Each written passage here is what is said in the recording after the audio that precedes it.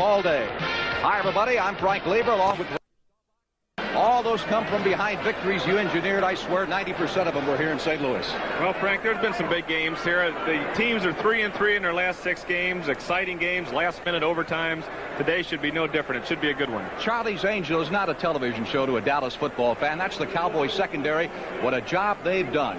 Headed by the veteran Charlie Waters, who talks about the young men who play alongside of him. Well, Steve Wilson is a great athlete, and he's got the right mental attitude to play it. He's more of an athlete than anything, and playing with instinct right now. Very aggressive. Believes he can make the play. Aaron Mitchell, very physical, and having to control him within the system is important for us. He's performing well. Nobody's getting beat deep on the corners.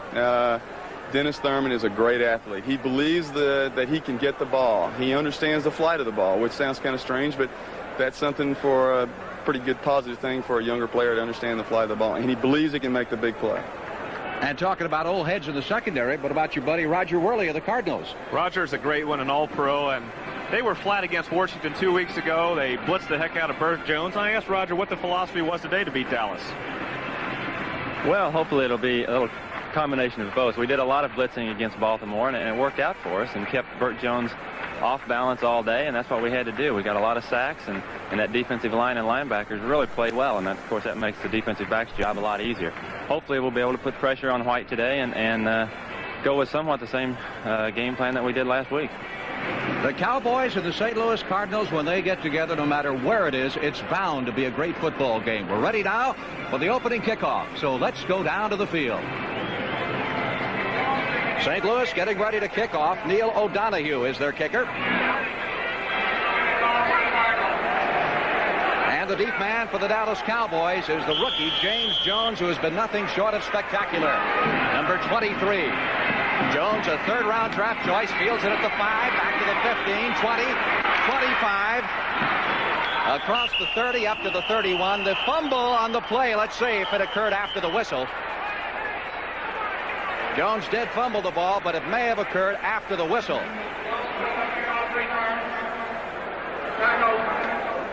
And the Cowboy offense will put it in play 1st and 10. That was the case.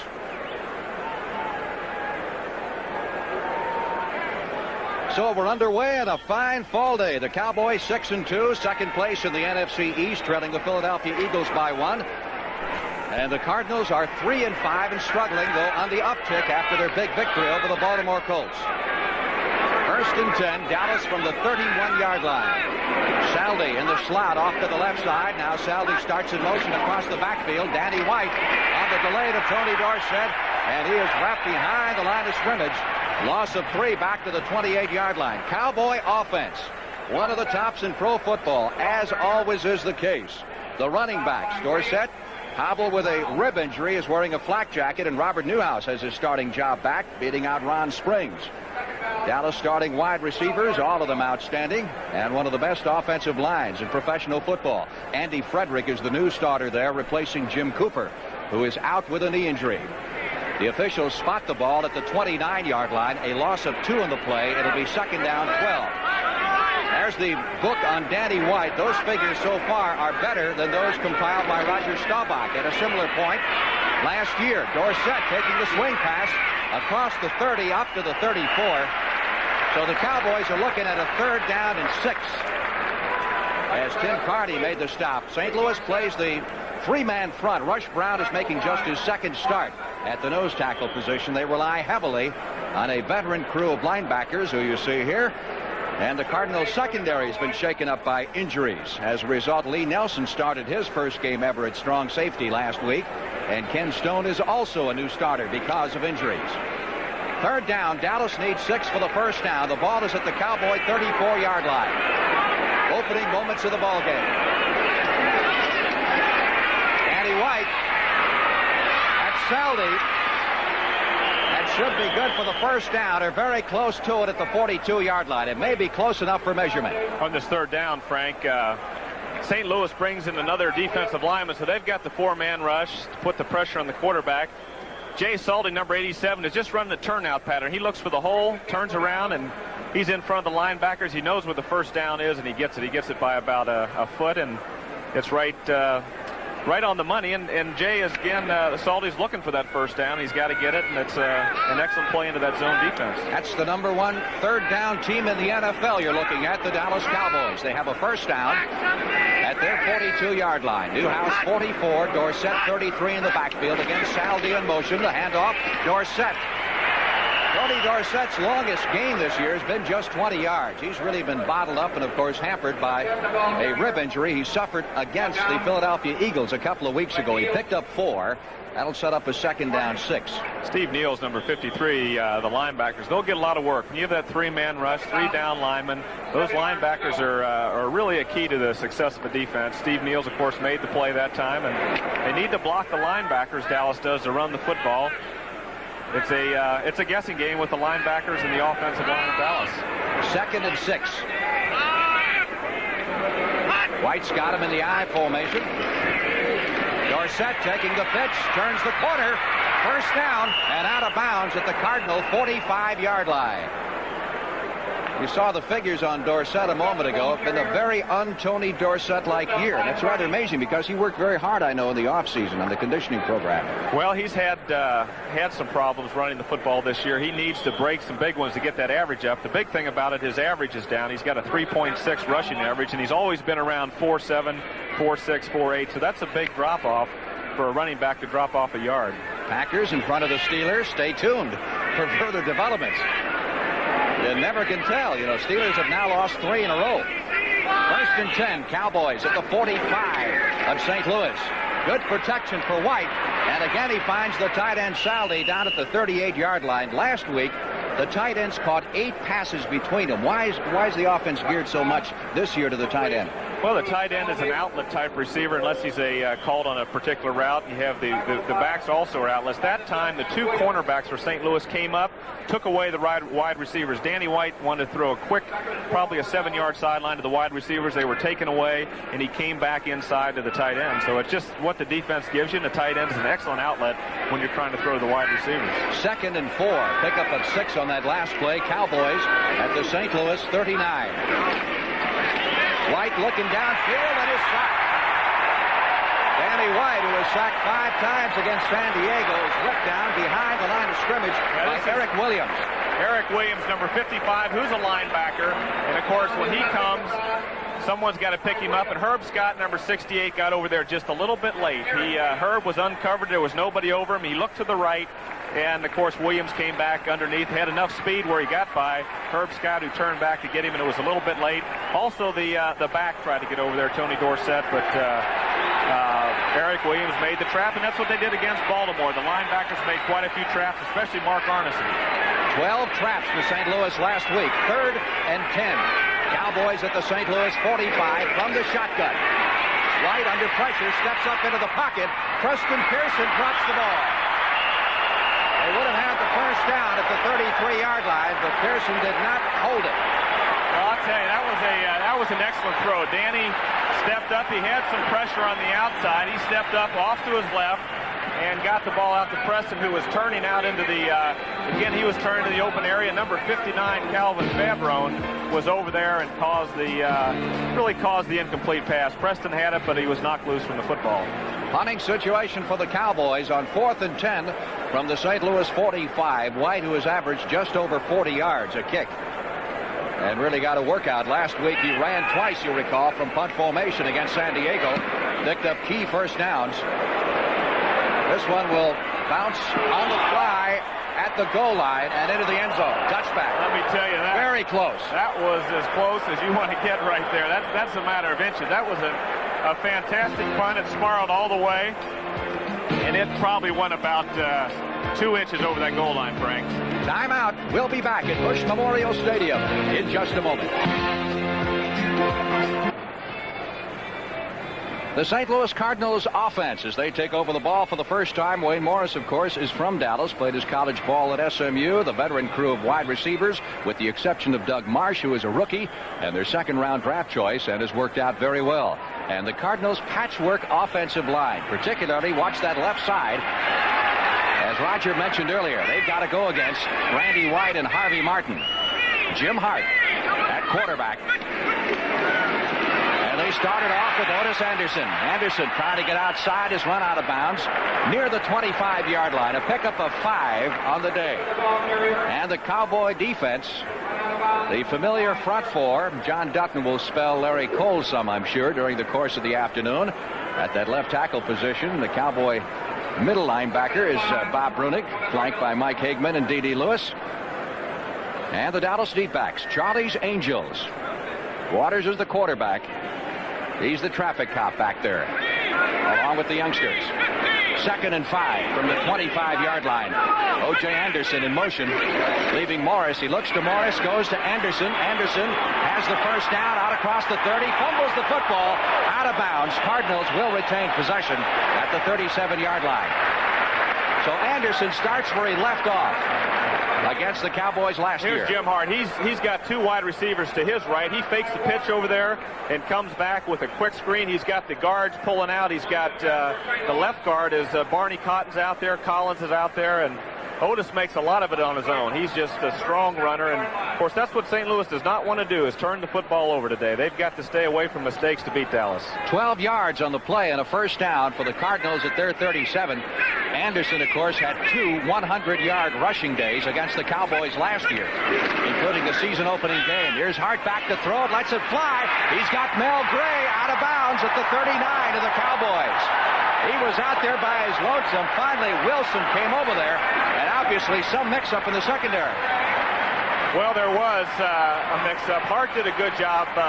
Gray was on that sideline between the cornerback and the safety, and what Jim Hart did was he looked downfield to left. He made the running fake, which also held the safety from getting over there, and then he just threw it right in between them. He had the cornerback up, Steve Wilson, and Aaron Mitchell just got over there a little bit late. So the Cardinals are rolling with a first down at the 39. That's the tight end, Doug Marsh, moving across the backfield from right to left and stationing himself. They go outside to Willard Harrell. We've got a flag on the play as Harrell is run out of bounds at the 40 at the 35-yard line, but a penalty marker back on the line of scrimmage. Started to say about Anderson, of course, he rushed for 193 yards against the Cowboys in the season opener last year, including a 76-yarder, the longest run from scrimmage ever against Dallas. And no rusher has ever rushed against the Cowboys for better than 100 yards more than twice in their career. So Anderson's out to do that. You saw the preliminary indication of offside there against the Cowboys, which will move it down to the 35 as the referee, Red Cashin, marks it off, and here's the call. Encroachment, number 79 on the defense, still first down. You saw Harrell in there. Anderson came to the sidelines. Yeah, he's got a shoe problem. It's a mechanical and not a physical problem. Blew a tire, Frank. Blew a tire. That statistic is amazing. That goes all the way back to Jim Brown as far as running backs not gaining more than 100 yards more than twice in a career. And there have only been 3 backs that have gained 100 yards twice against the Cowboys. No one has ever done it 3 times, not even Brown. On the delay to Wayne Morris. Morris to the 25, down to the 20. Morris all the way to the 10-yard line. First down, St. Louis. Wayne Morris, the former SMU running back, who still holds a bunch of the pony running records. Well, that was a delay, Frank. It was like a draw, set up as a delay. See, Morris is back there. He doesn't come forward immediately, so it's a little bit of delay. He lets things open up. He can pick his hole better, and there's excellent blocking. He also goes around Dennis Thurman, number 32, shows some speed, gets knocked. He still carries Dennis with him for another 2 yards. It's an excellent run and excellent blocking by the Cardinal offensive line. 24 yards of the play, a first down for the Cardinals at the Cowboy 10-yard line. Willard Harrell trying to get outside, gets down to the 6, the 5, we get a flag. Penalty marker down as he is dropped at the 5-yard line. There's another fumble in there, but it looks like the Cardinals picked up the football. Last penalty was an offside against the Cowboys. This is a face mask against Dallas. They'll take this one. That'll give them 5 yards and automatic first down. Watch Harrell. He starts inside right there, gives that dip inside, and now he's got a chance to get outside. He's got the linebackers coming in. The cornerback, Steve Wilson, gets out there, but Wayne Morris does a good there for the ball. I thought he fumbled the football, but he got back on top of it. Either he or Morris got back on top of it. But the penalty was a save anyway. A little hard to see the face mask call there, but it is an automatic first down for the Cardinals at the Cowboy 3-yard line. Jim Hart, 15 years in the National Football League, and released completed pass. He moves up closer to the top of the all-time greats. Impressive opening drive for St. Louis. This started back at the 20. Got the old T formation in there, which is a Cardinal short yardage or goal line formation. Full house backfield. 3 of them back there. Anderson gets a yard to the 2. Not much there in the way of a hole. Generally speaking, how would you say you stop this Cardinal offense? Well, of course, you've got to put pressure on Jim Hart when he throws the football. That's what Washington did 2 weeks ago. And, of course, last week the Cardinals got better protection. Hart hit Tilley and Gray for big plays. And if you give Jim Hart the protection, he's an excellent quarterback. He's a veteran. He's tested. He's true. And you give him some time, he'll throw the football. So I think pressure on him, like any other quarterback, is the key. 2nd and goal from the 2. Willard Harrell, maybe the 1. Heather over there to make the stop. Dallas has really been tough on short yardage situations and goal line. They've got their goal line defense in there. They bring in Mother Huther. Bruce Huther. Mother Huther. That's the nickname the players have for him. Bruce is a hitter. He's an extra linebacker in there. They bring up people close to the line of scrimmage. Of course, the Cardinals have 2 tight ends in there, and it's just brute force against brute force. And Dallas has been very successful around the goal line. 3rd and goal from the 1-yard line. Wayne Morris is over for the touchdown. Side of that Cardinal line, the questionable part, George Collins, number 66, is happy, and Barney Cotton's over there also, so they did a good job. They pushed the Dallas defense back, and that's all you need is just a little bit of daylight when you're near that goal line. There's the blocks. A nice block on number 34, of course, on Aaron Mitchell, and Charlie Waters is over there a little bit late, but there's just a crack in there, and it was good for the touchdown. Neil O'Donohue has come on to try the extra point. Worley is the holder. It's good. An impressive 80-yard touchdown drive by the St. Louis Cardinals on their very first possession of the afternoon, and they lead the Cowboys 7-0. There's the book on the Cardinal touchdown drive. Took him just 8 plays to go 80 yards, looking very crisp. And this is not the same football team we saw 2 weeks ago in Washington. That offensive line had some good sustained blocks where they were keeping the linemen, the defensive line off, giving the running backs chance to run to daylight. And that's a key today. The offensive line of the Cardinals, other than Deerdorf, is Young and Brahaney, the center. And if they can sustain their blocks, and you give people like Morris and Anderson some time to maneuver, look for daylight, run to daylight, and it'll be a different game. And they did not do that in Washington a few weeks ago. Might the Cowboys be a little flat after that San Diego game? Well, Dallas has come on strong as the game has progressed. In San Diego, they did the same thing. So it's early, and Dallas has got too many weapons to be out of the game at any time. It's another impressive statistic. Cowboys been a very strong first quarter team. 7:46 remaining in the opening period. This is the Cowboys' second offensive possession of the day. First one was stopped when Preston Pearson dropped the pass at the Cardinal 35. Danny White back to throw it. Looking for Tony Hill. Now he's looking at Pearson. Finally gets rid of the ball and overthrows Pearson. At one point, he had Pearson open and he had Hill open, but the pressure rattled him a lot. I tell you, he did a good job. Tim Kearney stepped in front of Pearson when he looked like he was open, and there was some confusion there. White wanted to throw it and pulled it back. Now, what he didn't want to do was throw that ball across the field. He saw Pearson going across the field, and that's a very dangerous pass. Anytime you throw it across the field, more times than not, you're going to run into trouble. I think he learned that last week, didn't he, against San Diego? Well, yes, he did. It was for a touchdown. That's right. That's how much I know. I used to throw it across the field all the time anyway, but I was told you shouldn't do it. I see. So say that you shouldn't do it. No, quarterbacks never listen. Tony Dorsett. Great play. Clock behind the line of scrimmage by Lee Nelson, the strong safety, number 38. Well, Lee Nelson, number 38. It's just a sweep to Dorsett right here. He's got Tom Rafferty, number 64, the guard pulling. He doesn't get out, Herb Scott, but the force man is Lee Nelson, the strong safety. His job is to stop that end run. He had a great game. He played strong safety the first time last week against Baltimore. He had a great game. He stepped in there for Roy Green, and he's taken up where he left off last week. He made the play. The guard did not get around to get the strong safety, the force man. Cardinals are minus both their starting safeties, Ken Green and Roy Green. Shotgun, 3rd and 15.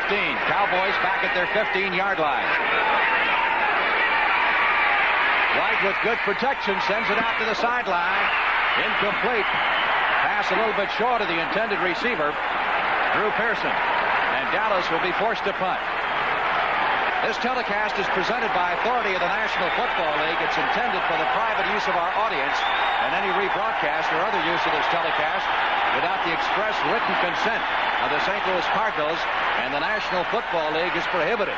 I'll tell you one thing, Cardinals got this crowd fired up now. Well, I had an old baseball coach that used to tell me, let the crowd sleep. So you don't want to get them fired up, and especially in St. Louis. Ideally, you like to start out with the first score for the home team. Danny White punting from his goal line. Beautiful hanging kick. Mark Bell back to his 35, 40. Bell heading for the far sidelines to the 45 and run out of bounds near midfield in front of the Cowboy bench. But once again, St. Louis comes up with excellent field position. They'll spot it at the St. Louis 49 when we come back to play in just a moment. Tom Landry looking a little more concerned than usual in front of the Cowboy bench as the Cowboys finding out they're having a battle on their hands. Fired up and the St. Louis Cardinals. 1st and 10, Cardinals at their 49-yard line. How could you tell that Tom looked more concerned than usual, Frank? I know him. He's trying to split the... Bell makes the catch but was out of bounds. He came down with at least 1 foot out of bounds at the 36-yard line. He did split him. That was an excellent play, Dennis Thurman. He was trying to split that zone again. When I say that, the cornerback comes up, Steve Wilson plays short. Tilley goes right in between he and the man that's deep is Dennis Thurman, and Hart tries to get the ball in there before the safety gets over. And, of course, Thurman did his job here, and he stripped Tilley from the football. See, Hart's throwing it right in between Steve Wilson, number 45, who's up in your picture right there, and then Dennis Thurman, number 32. Of course, 1 foot in. It was actually Mark Bell. I was looking at Tilley, number 83. It was Mark Bell, number 81, who was the intended receiver.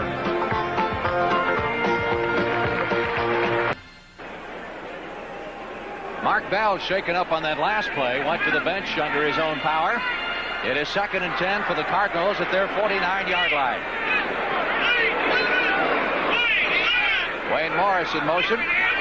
Long count play this time. And Hart is sacked back at the 42-yard line. Boy, you can't wait very long, can you? No. That was Larry Cole coming in from the left side. Larry's number 63, and Hart went to throw the ball here. There was good pass defense, and just as he pulled it back, Cole, number 63, got in, and Ed Jones, number 72, finished him off. Loss of 5 on the play, and it is 3rd down and 15. Other scores. That's a very big game in Buffalo. Atlanta tied for first place in the NFC Western Division, and the Packers and Pittsburgh are now at halftime. Pittsburgh would lose its 4th straight if they lose that ball game. Kansas City coming on very strong after their 5th straight victory. Our score 7-0 St. Louis. Cardinals 3rd and 15 from their 45. Otis Anderson. Oh, there's a good play right there. Down to the 47-yard line in Dallas end of the field. Not nearly enough, however, for the first down. It was a good time. There was a blitz that time, and of course Hart would have had a difficult time getting that ball off, and the pressure came in. Maybe one block downfield, and Otis would have broken. That was a good call, though. It didn't get the first down, but it got him back into good position to punt and create some positive field position for the defense. Larry Swider is the St. Louis punter. Punted with the Detroit Lions last year. Was picked up on waivers just before the start of the season. James Jones is deep, standing back in the 10-yard line. And he can make things happen. He's up among the leaders in both punt returns and kickoff returns. Excellent punt. Way over his head, on the fly, into and out of the end zone. Touchback, and the Cowboys will take over the football at their 20-yard line. 1st and 10 with 5 minutes and 6 seconds remaining in the opening period. Cardinals scoring on Wayne Moore's short touchdown plunge after a long 80-yard drive on their very first possession of the afternoon. Swider's punt covered 47 yards. So it's 1st and 10 Dallas. This is the first of 2 meetings between these two clubs in 3 weeks. Cardinals will come to Texas Stadium to visit the Cowboys 2 weeks from today. 1st and 10 from the 20-yard line. Newhouse, who, as we mentioned, got his job back this week. Of course, he's always run well against St. Louis, hasn't he? He's had big days against St. Louis. Against that 3-man rush, he's the type of runner that can bounce off of people and run inside. And with the 3-man defensive line, a fullback is a key runner in your attack. And Robert has had great days against St. Louis. Had 108 yards last year in the season opener. Fractured a bone in his leg and continued to play after that. That was his first rush today, I believe, Frank. That's right. 2nd and 9. Pickup of a yard. Cowboys from the 21. Dorsett. Well, I'll tell you, that St. Louis defense is coming tough. That's Rush Brown, big number 69. Rush, Rush didn't even play high school football. He went to played in the Air Force League over in Europe, came back and played at Ball State, and now he's a factor in this young defensive line of St. Louis. Though he's a rookie, he's 26. Not many guys come into the league at that age. Well, there's only a few. There's one came in at 27, as I recall. I remember him. Or number 12 in the blue. 3rd and 9. Shotgun.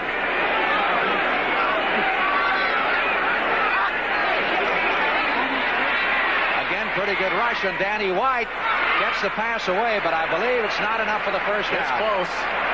Preston Pearson made the grab and then was shoved back. It depends where they spot it. And if they put it right down at the 30, that's all the Cowboys need. I'd say that's going to be about an inch short. That's about it. It's an inch short. I know your eyes are good, but how can they be that good?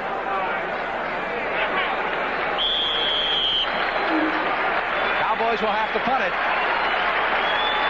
Did my eyes deceive me, or did I see you on the sidelines before the game throwing warm-up passes to Drew Pearson?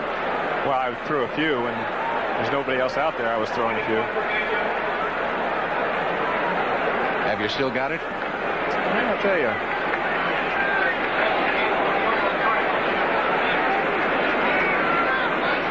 Maybe we have some highlights of that. We can judge for ourselves.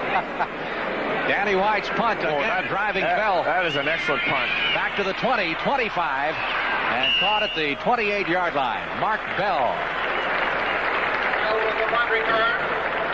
1st and 10 at the 28-yard line as St. Louis takes over the football. Big Bill Rowe, the Cowboys' number 3 draft choice, which was their drafted in the 3rd round, and their number 1 draft choice, made that tackle. Talk about stopping this Cardinal offense. Well, it's tough. You've got to. In fact, I talked to my daughter Amy this morning about it, and she said the number 1 problem was the bomb to Mel Gray. Mel Gray has caught one big one, and he's hurt Dallas in the past. You have a daughter, Amy, do you not? I do.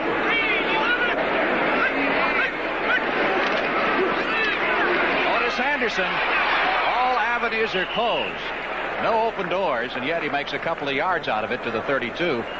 A lot of pressure over there. Bob Bruning was over there, and Otis was trying to juke his way to some daylight. There just wasn't any, and he still picked up a couple of yards. Tampa Bay jumping on the Giants at the end of the first half. Roger and I will be at the Meadowlands next Sunday afternoon as the Cowboys travel to Jersey to take on the Giants, one of the major disappointments this year. 2nd down, call it 7 for the first down. St. Louis from its 31-yard line. What did Amy say about Otis Anderson? Well, I'll tell you, Otis is something special. He's having a little bit of trouble right now. He slipped on that play, but he's an excellent receiver, and of course he's their big gun and running the football. The last 2 years he's just been a big difference in this Cardinal offense. It's an asset for Jim Hart. Of course, now in this third down situation, this is where the protection is important, because Hart can pick up these third downs if the offensive line can keep Dallas's rush off of him. 3rd down and 7. Cardinals from their 32-yard line. 1 minute 15 seconds left in the opening period. Dallas trailing 7-0. Blitz. The blitz. Down goes Hart. That's Dexter Clinkscales, number 47, nickel back in the Cowboy defense, who came through from the right side. Yeah, they brought Tony Dickerson also, and the lineman tried to block on Tony right there, number 51, and Dexter. They couldn't block both of them, and he came around the outside and did the job. 4th and 14. That's the strategy. They've got to get to Hart, and they feel they can do it with a young offensive line. Will make a mistake on a blitz. They might not pick up someone. They might block 2 men on one, and you look for a mistake from a young offensive line and to get to the quarterback, and that's the strategy today, is to get to Hart. A lot of dancing around by the Cowboy defensive line. Swider gets the kick away. James Jones is deep. High floater. Takes it at the 22, 25, 30. Spun around at the 34-yard line. Good hit.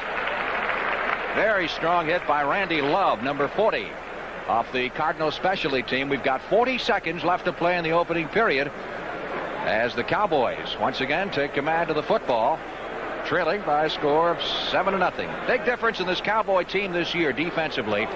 Turnovers. They are plus 13 this year. In fact, right now they have recovered 2 more fumbles and intercepted 4 more passes than they had all of last season. And if that's not a big statistic, then I don't know what is.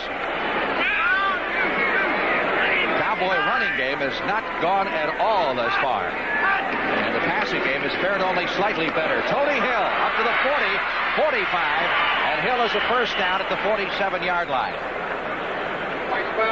White faked the inside trap to hold the linebackers, get the ball out to Tony Hill, and Tony Hill only had Carl Allen was man-to-man with him. Carl had no help from the linebackers. Rafferty was pulling out there. Frederick was pulling out, and the quick screen worked just the way it's drawn up. Dallas still has to get that running game working. Newhouse and Dorsett have not produced thus far this afternoon. We're in the final minute of play in the opening period. Cowboys needing a victory to stay within 1 game of the Philadelphia Eagles in the NFC East. Here's Dorsett driving forward to almost midfield for a pickup of 4 in the play. It'll be 2nd down 6. I tell you, Mark Arnesen, number 57, is a tough cookie. He had 3 traps on Burt Jones, and he just comes across and really wrecks damage in the backfield when he's a linebacker blitzing. And Lee Nelson is limping off the field. That could really hurt St. Louis. He's played such a fine, strong safety the last week, and he's made a couple plays today, and he's hurt over there on the sidelines. So that'll create some shuffling in that Cardinal secondary. Let's see if White is able to take advantage of it. 2nd and 6. Ball is at the 50. White sets up the screen. Dorsett, 50, 45, down to the 41-yard line. That's another Dallas first down. Tim Carney, number 56, makes the stop for St. Louis. There's the gun, signifying the end of the first period at Busch Memorial Stadium in St. Louis, with the Cardinals leading the Cowboys 7-0.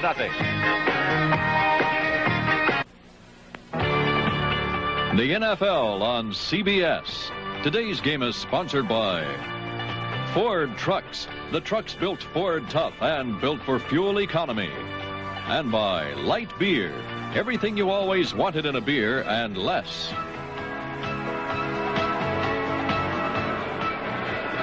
With Roger Staubach, this is Frank Lieber at Busch Memorial Stadium in St. Louis as the shadows begin to lengthen on this gorgeous fall day. Temperatures in the high 60s. And the Cowboys are driving. They have a first down at the St. Louis 41. In the first quarter, White 6 out of 9 for 46 yards. But the rushing game was almost completely shut down. Jay Saldi, the tight end, in motion, inside handoff to Robert Newhouse. And Newhouse spins forward to the 37-yard line. That's Newhouse' second carry of the afternoon. He was 1 carry for 1 yard in the first period. Dorsett carried 6 times and picked up only 10 yards rushing in the first quarter. They got Lee Nelson back in. He went over and got his ankle tape. He's back in there, and he made the hit on Newhouse that time. Cowboys, of course, can score points in a big hurry, as they proved last Sunday night against San Diego. They outscored the Chargers 35-0 over a 23-minute period of playing time, and did the same thing to San Francisco a couple of weeks ago. 2nd and 6 from the 37 of St. Louis. Pitch to Dorsett. And he is stopped at about the line of scrimmage. Carl Allen, number 27, moving up from the secondary to make the hit on Tony Dorsett. Yeah, they had Eric Williams over there, number 55, the linebacker. And that's one of the toughest things to do against that 3-man rush, is to get outside. Those linebackers have got to be active, and you've got to keep them honest with some reverses and some counters. And to get outside against that 3-man rush is difficult. If you can do it, of course, it sets up everything to the inside. So Dallas is probing a little bit, going inside with Newhouse, trying to get outside with Dorsett, and have not had a lot of luck throwing or running the football. 3rd down and 6, passing situation. Cowboys at the 36-yard line of the Cardinals. Preston Pearson and company are all in there. And the Cowboys operate from the shotgun. White, under pressure, delivers. That's enough for the first down as Drew Pearson makes the catch at the 28-yard line. I don't think that was the intended pattern, was it? Well, Drew was on a deep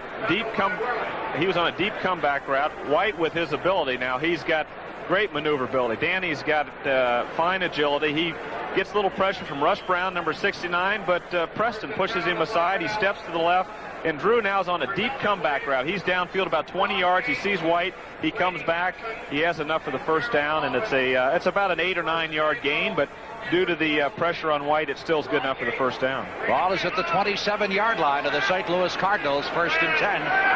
Dorsett and Newhouse in the backfield behind Danny White. Tony Dorsett tripped up at the line of scrimmage, falls forward to the 25. Yeah, Tim Carney, number 56, really cut his feet from out from under him. Tony Dorsett had a little running room right here until Carney, number 56. If we can see the good block and Rush Brown right there, he's blocked to the side, and here's Carney sneaking, but he got his arm under him and tripped him up before Stone came over, number 23. Carney is a one-time Cowboy. He was originally a number 4 draft pick of the Cowboys several years back. Been with several other teams before winding up in St. Louis. 2nd down, 9. Officials have it marked at the St. Louis 26. Again, White back to throw. The rush is on. Tony Hill at the 5, and Hill is down to the 4-yard line. 1st and goal, Dallas. Well, Tony, they had Billy Joe Dupree, went straight through the middle, took the safeties out of there, had the Tony Hill coming in the open hole when Dupree took the safeties away. We can't see Dupree, but he's running right through the middle, taking everybody out, and there's Tony Hill coming underneath, and there's Billy Joe. He's got the safety back there, and Tony Hill makes an excellent play over the middle. There just so many weapons that the Cowboys throw at you. You don't know who to defend first. It's tough to defend them all at the same time. 1st and goal from the 4-yard line.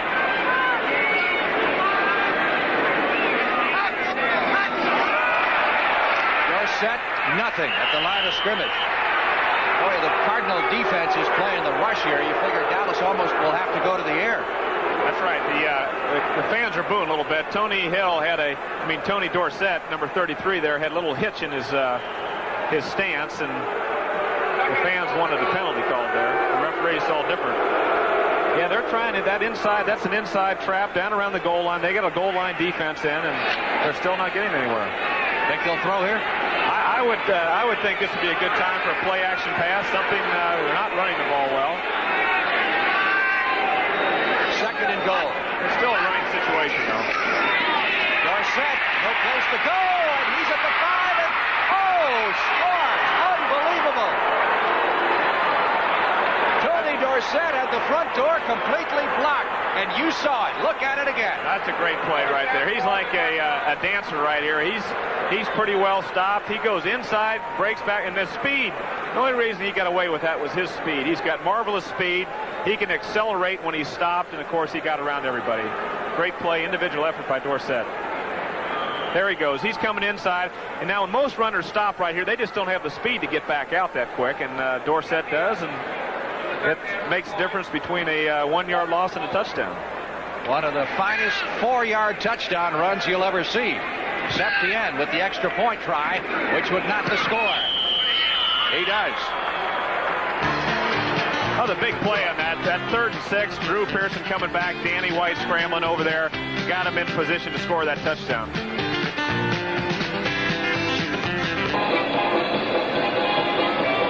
Lever with Roger Staubach back in St. Louis with 10 minutes and 19 seconds left to play in the first half of what is now a tie football game. That drive by the Cowboys, 65 yards, took them 10 plays. And utilizing 5 minutes and 21 seconds on the clock, here's Septien's kickoff. Slow. That's the kind you like to run back. Green, 15, 20, 25, across the 30 and up to the 35-yard line. Roy Green, who last year in Dallas ran a kickoff back 106 yards against the Cowboys, tying an NFL record for long distance. The problem there was that kick. That kick was so low, and watch this wall. It now has a chance to form. The Dallas people aren't down there fast enough, so your blocking is better. You have better timing on your blocking, and of course Green has got more running room, and the ball's that low, and it gets to you that quickly. Cardinals 1st and 10 at their 37-yard line. Both wide receivers are off to the left side. Mel Gray and then Tilley in the slot inside of it. Hart wants to throw the bomb but couldn't get it away. It was sacked back at the 32-yard line by Harvey Martin, number 79. He had 2 men deep downfield, but for some reason elected not to throw the football. Obviously, they were both covered. Mark Bell was down there, and so was Tilley. And Tilley slowly returning to the huddle. Hart has thrown it only 3 times today. 2 for 3 for 36 yards. Of course, St. Louis is putting 3 wide receivers in there, Frank. They've got 2. They got Tilley and Gray to one side, and then they bring in Mark Bell to the other side. That time, Dennis Thurman was on him man-to-man and took him all the way down the field. Hart just had nowhere to throw the ball. Wayne Morris and Otis Anderson, the running backs, on 2nd and 15 from the 30-yard line. Fumble by Anderson, and Anderson manages to collect it at the 26-yard line. No turnovers in this football game so far. But that'll set up a 3rd and close to 20 needed for the first. Here's Hart. This is a draw. He's looking downfield. He puts the ball in there, and it's just it looked like it was in there, right? Otis just looked downfield and didn't pay attention to the football, and it dropped out, but he got it back. So the Cardinals are looking at a 3rd down and 20. Ball is back at their 27-yard line. Score is tied at 7 apiece.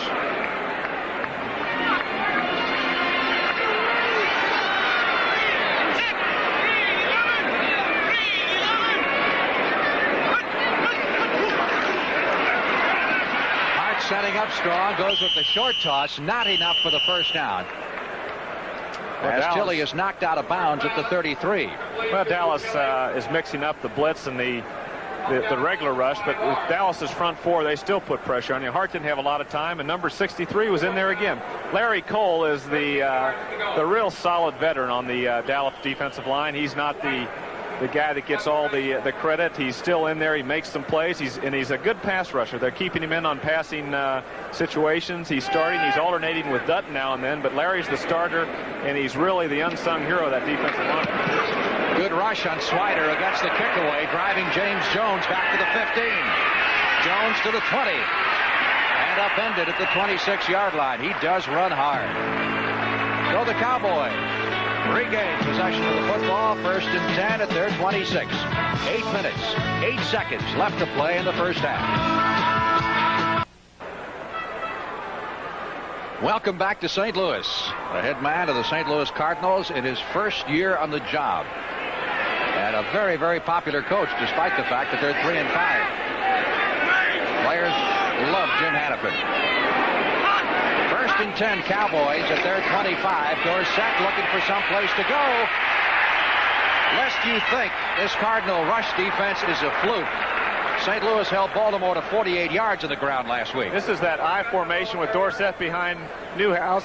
Dorsett really cuts back all the way across the other way. Now, he doesn't have much over there. The line would really have to sustain their blocks to go that far, to go back over to that side. And, of course, Lee Nelson is back over there again, and he's Steve Neal's number 53. So Dorsett is looking for daylight. He just can't find any right now. Dorsett, 11 carries, 10 yards. Loss of 3 on that play. 2nd and 13, delayed to Newhouse, and he is stacked up for another loss. Watch that Cardinal defense. Those guys are... There's Kearney, 56, Williams, 55, and this is kind of a delay to Newhouse again. White's back, looking downfield. It's a draw. The line, Fitzgerald sets up, but again, the big play, number 78, is Ron Yankowski, makes it difficult for Newhouse, and then the linebackers clean up on it. 3rd and 15. You're Danny White now. You got to be wondering what's happened to your running game. Well, Mays and Greer are coming in now for the pass rush, and St. Louis is changing up a great deal on 3rd down situations. This is where they have to stop Dallas. Dallas is the best in the league here, and if you're going to win the football game and stop Dallas, you've got to stop them in 3rd down. 3rd and 15 from the 20. Low snap. Sideline throw, no good. Well, Roger Worley was over there, and Allen was over there. Drew Pearson, the intended receiver, in front of the Cardinal bench. He was double teamed. And the Cowboys will have to punt it. Like Dallas is trying to throw the deep sideline passes, bring the receivers back, and of course that time Worley had good position. He also had help from Allen that time. Look at Danny White's punting average so far. That borders on the spectacular. Danny says he likes to punt on 4th down because if he misses that 3rd down, he's mad at himself, and he just takes it out on the football. He's done it today. Score tied at 7. Mark Bell is the deep man. That's another great kick. Bell lets it go out of bounds at the 24-yard line. Now, he kicked that thing from in the neighborhood of his own 10. So you're looking at about, what, 65, 70 yards in the air? Well, in the air. That's right. Both punters have punted the heck out of the ball.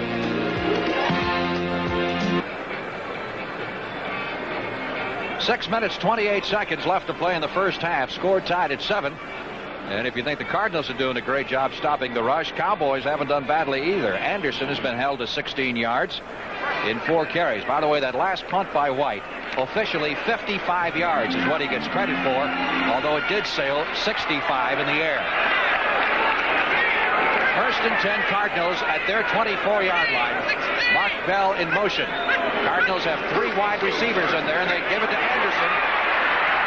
Big guy takes it out across the 30-yard line, out to the 32. That's 7, maybe 8 yards. He left a few in his wake that time. Big John Dutton's in here now, number 78, and Anderson comes in, gets around Jones. John Dutton kind of missed a tackle right here. He got away from him. Bruning came over late, and it was just a sheer physical effort on Anderson, and Mike Hegman, number 58, really is the one to finally knock him over. By the way, the preceding announcement, not Rogers, but the announcement prior to that play was furnished as a public service by the National Football League. On 2nd and 2, Wayne Morris up the middle, close for the first down at the 33, maybe 34. Randy White, number 54, wrapped him up for the Cowboys. Pittsburgh has closed the gap on the Green Bay Packers in the 3rd period, but Green Bay still leads it by 2. Randy White right now is playing maybe the best tackle of his career, and most will tell you, as Jim Hannafin did the Dallas media this week, that Randy White is the best defensive lineman in pro football this year. Well, I tell you, he's fantastic. He played a game against Philadelphia that has to go down the annals of Dallas history as far as an individual effort. You know, on 1st down, St. Louis is using these 3 wide receivers. They've got Bell in there now, and they've got Gray and Tilley. They've got Otis Anderson as the only running back, of course, in the game with the tight end. So it's a pretty powerful offensive defense. The way you do it is pressure the quarterback, which they did. Obviously, on that play, Hart was trying to get it downfield to the tight end, Doug Marsh. Here's Hart's back, and he's faking to Anderson, but he's looking downfield quickly to Marsh. Marsh is covered. Charlie Waters has got him back there, and the pressure, he can't wait much longer, and, of course, the ball's thrown, and Hart was lucky to get rid of it. 2nd and 10. Cardinals at their 35. It looked immediately like Marsh was going to be open. Waters was a step behind him, but as you saw in the replay, number 32 was kind of hanging in that area back there, and that's the reason Hart didn't throw it right away. Dennis Thurman was the man. Tilley in motion across the backfield for St. Louis. Good protection this time for Hart. Beats the pass away. And it is called a completion, though the receiver did fumble the ball after he went down. Mel Gray. Well, let's see. Is it called a completion? Bring it back to the line of scrimmage or not? They're going to give it to him. Well, that's close right there. Steve Wilson really popped him. That ball hit the shoulder pads about the time Steve Wilson hit his back. And this is just a call by the referee. Could have won either way. But here's the ball's in there, and he's hit immediately by Wilson. It looks good there. It looked like a good call. He hit the ground. The ball popped loose. Once you hit the ground, the ball's dead. Third down. Cardinals need 3 for the first down from their 41. Again, Pat Tilley in motion across the backfield for the St. Louis Cardinals. Hart throwing on 3rd and 3. Intended for Anderson. And Anderson looked to be open. Well, D.D. Lewis had Anderson, and then Anderson broke behind D.D. Lewis. By that time, Jim Hart had to get rid of the ball. D.D. had Anderson pretty well out in the flat. So a punting situation for the Cardinals. Swider comes back in to do the honors. He'll be standing at his 26. And the Cowboys once again deploy the single safety. James Jones standing back on his 15-yard line. The youngster from Mississippi State. Nice high kick, a little bit shorter than the others. Jones at the 23, couldn't get started. Well, that's close down there. To a late hit. The late hits. Someone's going to be called for one of those late hits. Timeout. 3 minutes, 52 seconds left to play in the first half. 1st and 10, Dallas ball at the 22-yard line with 3 minutes and 52 seconds left to play. First half. Bush Memorial Stadium, Cowboys, Cardinals. Tied at 7 apiece. Cowboys' running game has been almost completely shut down, but you got to keep on trying.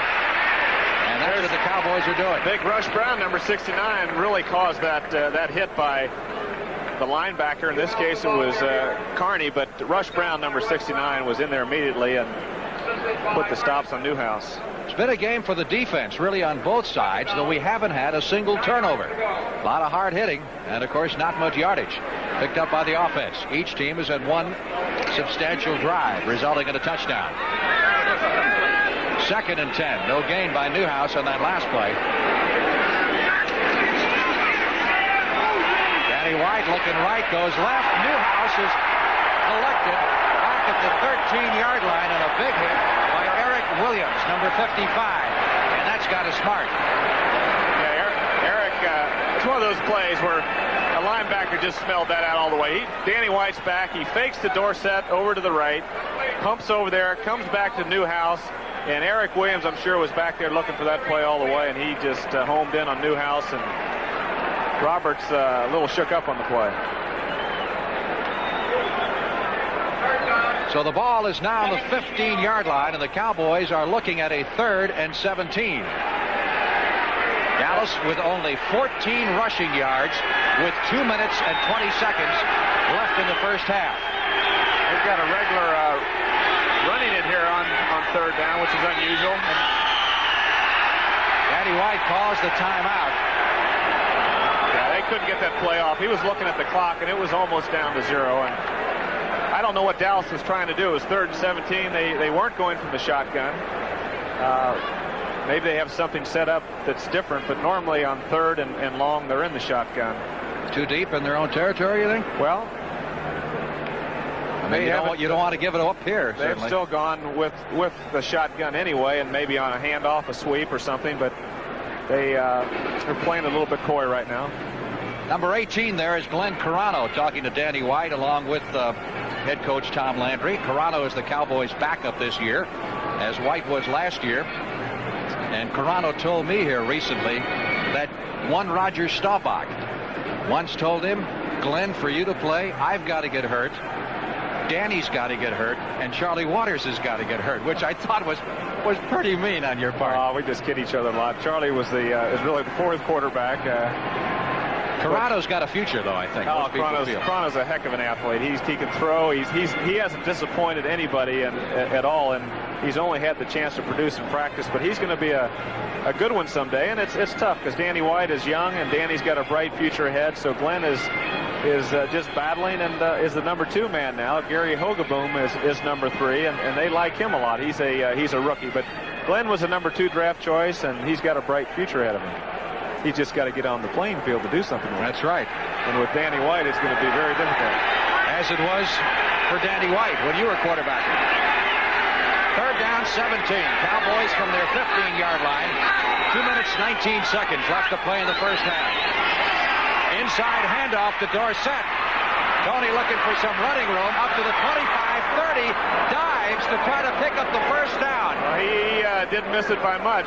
Let's see where they mark it. It'll be very close here, depending on where they mark it. Of course, that's the sweep off of the shotgun formation that is pretty safe. You're back in your own territory, and of course, St. Louis should be ready for this. They've done an excellent job against the run, but they're not. They've got their passing defense in there, and Dorsett almost breaks it out all the way and falls about 2 yards short. That's the Cowboys' longest gain from scrimmage this afternoon on a rush play, 15 yards. And really one of Dorsett's longest runs of the year. His longest run to date has been 20. They did not make the first down by a margin of a couple of yards, so White is in to do the punting. Another fine punt. 3 men back. Fair catch is signaled, and that penalty will be against the Cowboys, I'm sure. For violating the fair catch signal. The fair catch was signaled by Willard Harrell, number 39. Looked like Doug Cosby didn't see him, number 84, and plowed right into him before the ball came down. Well, I don't know. But then the guy ran with the Harrell. Harrell ran with the ball after he caught it, and that's going to be an interesting decision right there. Now there's got to be fair catch interference, I would think, against the Cowboys as number 1. I didn't see the signal on the fair catch. But he signaled. I saw Harrell very definitely signal. Let's take a look at it again on the replay. Here's the punt, and there's the signal right there, but then he's hit. Yes, that is interference on. But then I can't see the number of who actually caught the ball.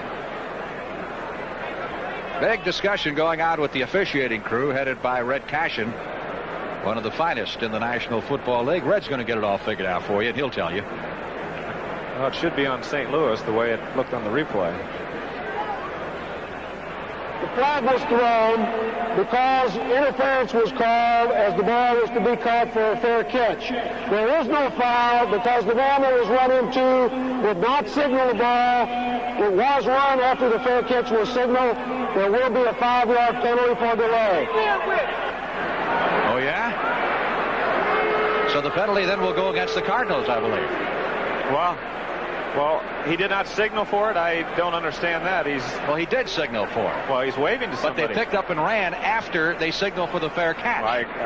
You can't do that. No, he said he didn't signal for the fair catch. That's not what he said, Roger. Well, I thought he did.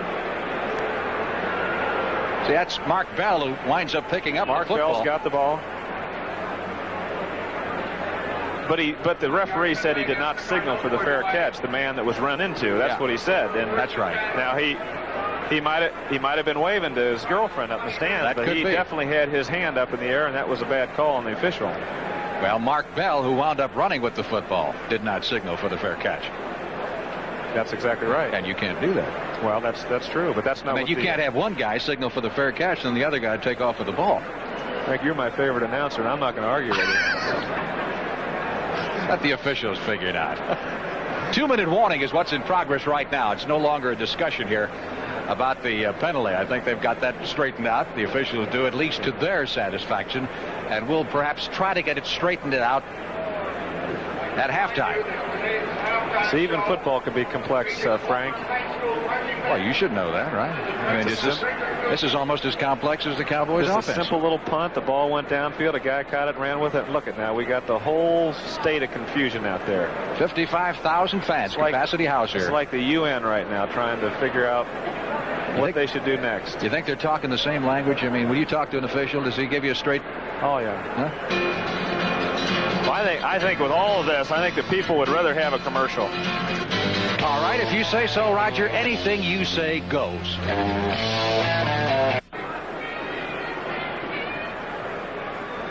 Take a look at the punt reception again. The fair catch signaled here by Harold, number 39. He's got his left hand up. He puts that up. That means fair catch for everybody on the team.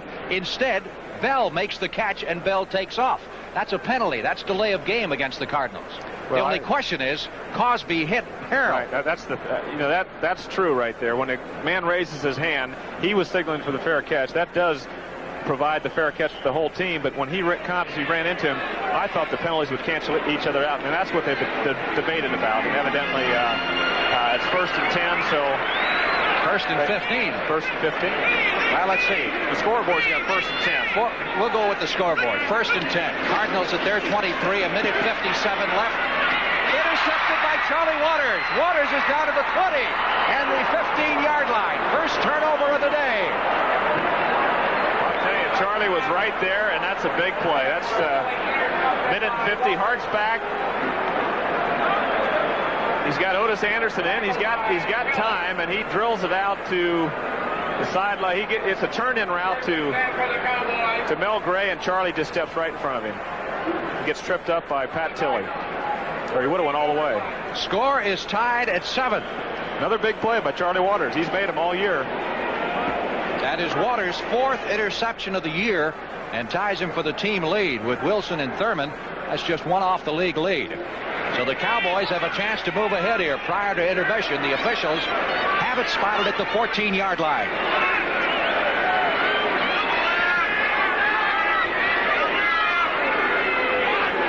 Jay Saldi starts in motion. Danny White thrown on first down, goes to Saldi, and Saldi doesn't get much. Down to about the 11-yard line for a pickup of 3 as he was trailed by Lee Nelson, number 38, who's back in the game after being shaken up earlier. Well, White had Drew Pearson on a down and in route about 5 yards down the field and cutting over the middle, and Jay Saldi broke to the outside, and when he saw the linebacker who was hanging that time, number 57, Mark Arneson, was in his way to Drew Pearson, so he laid it out to Saldi, and Lee Nelson was right there on top of him. It is 2nd and 7. Cowboys at the 11-yard line. The Steelers, you saw, finally moved ahead of the Green Bay Packers. We'll have all the scores and highlights for you at halftime. There's a blitz. Big rush. Drew Pearson, the intended receiver at the goal line. Carl Allen, number 27, with good coverage. The pass was there. Well, this is a blitz, so Danny White has got Drew Pearson. Drew gets to the inside of the defensive back, Carl Allen, which you shouldn't do in a blitz because that's the weakness. But Carl Allen is still there. He gets enough to strip the ball, and he makes an excellent play. Once you have a blitz, you have no safety help, and what those cornerbacks try to do is prevent a receiver going inside to that middle of the field. And, of course, Drew got inside, and then Allen made up for it by stripping the football. Cowboys are looking at a 3rd and 7 now. They have to reach the 4 to pick up the first down. They're at the Cardinal 11. Watch the play to the tight end again this time.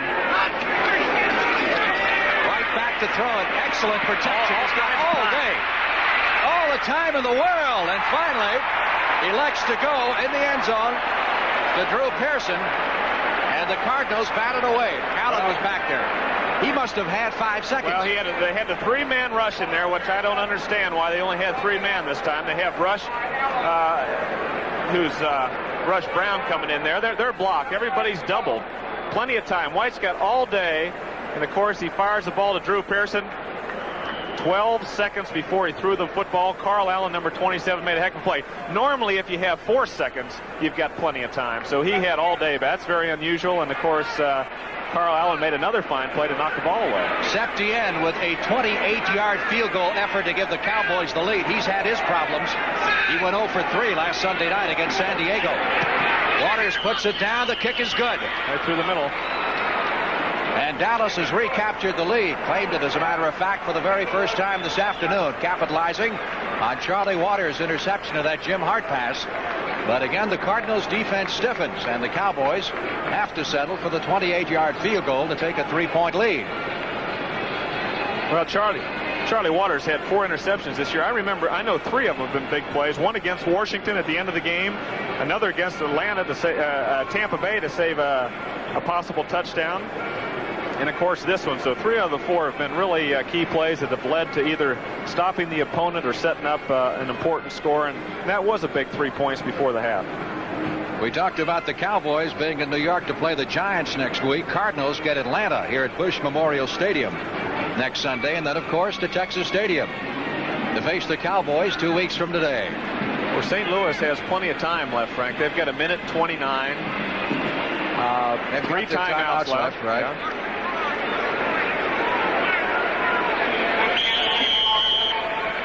Okay.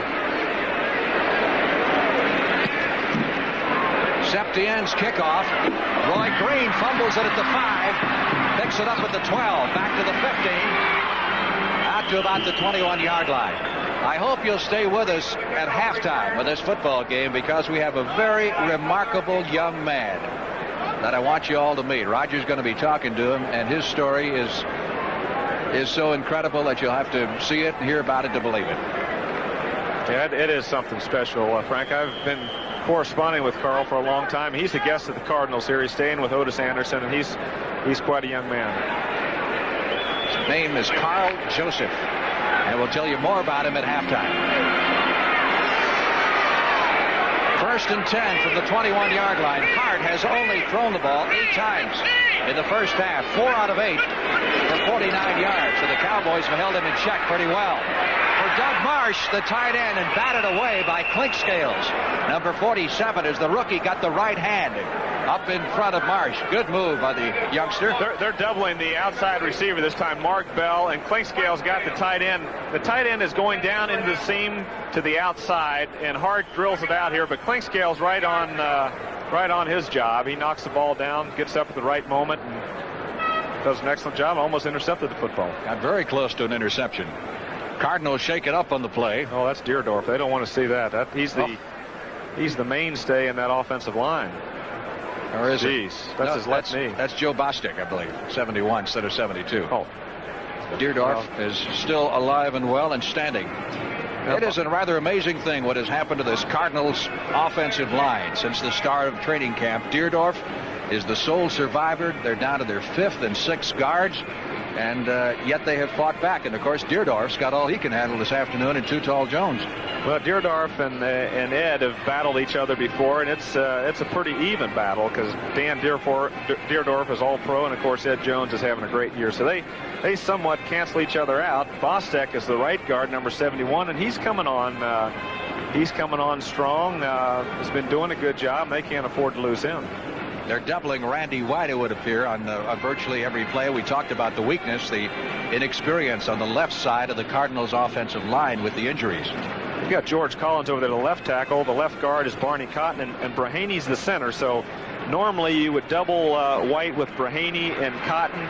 That makes a long day for George Collins trying to block Harvey Martin. So most teams would keep a back in over there to help out also in case Martin escapes. You have a back. If you release that back, and then it's just man-on-man blocking either on White or on Martin, depending on what the linemen do inside. When you have a young line, inexperienced, the best you can do is try to get pickup blocks. Also, your running backs have got to just kind of run, explode, because there's not a lot of adjustments the offensive line can make. So it changes your offense somewhat, and the Cardinals have had to adjust to it, and they had trouble against Washington, but they did well last week against Baltimore.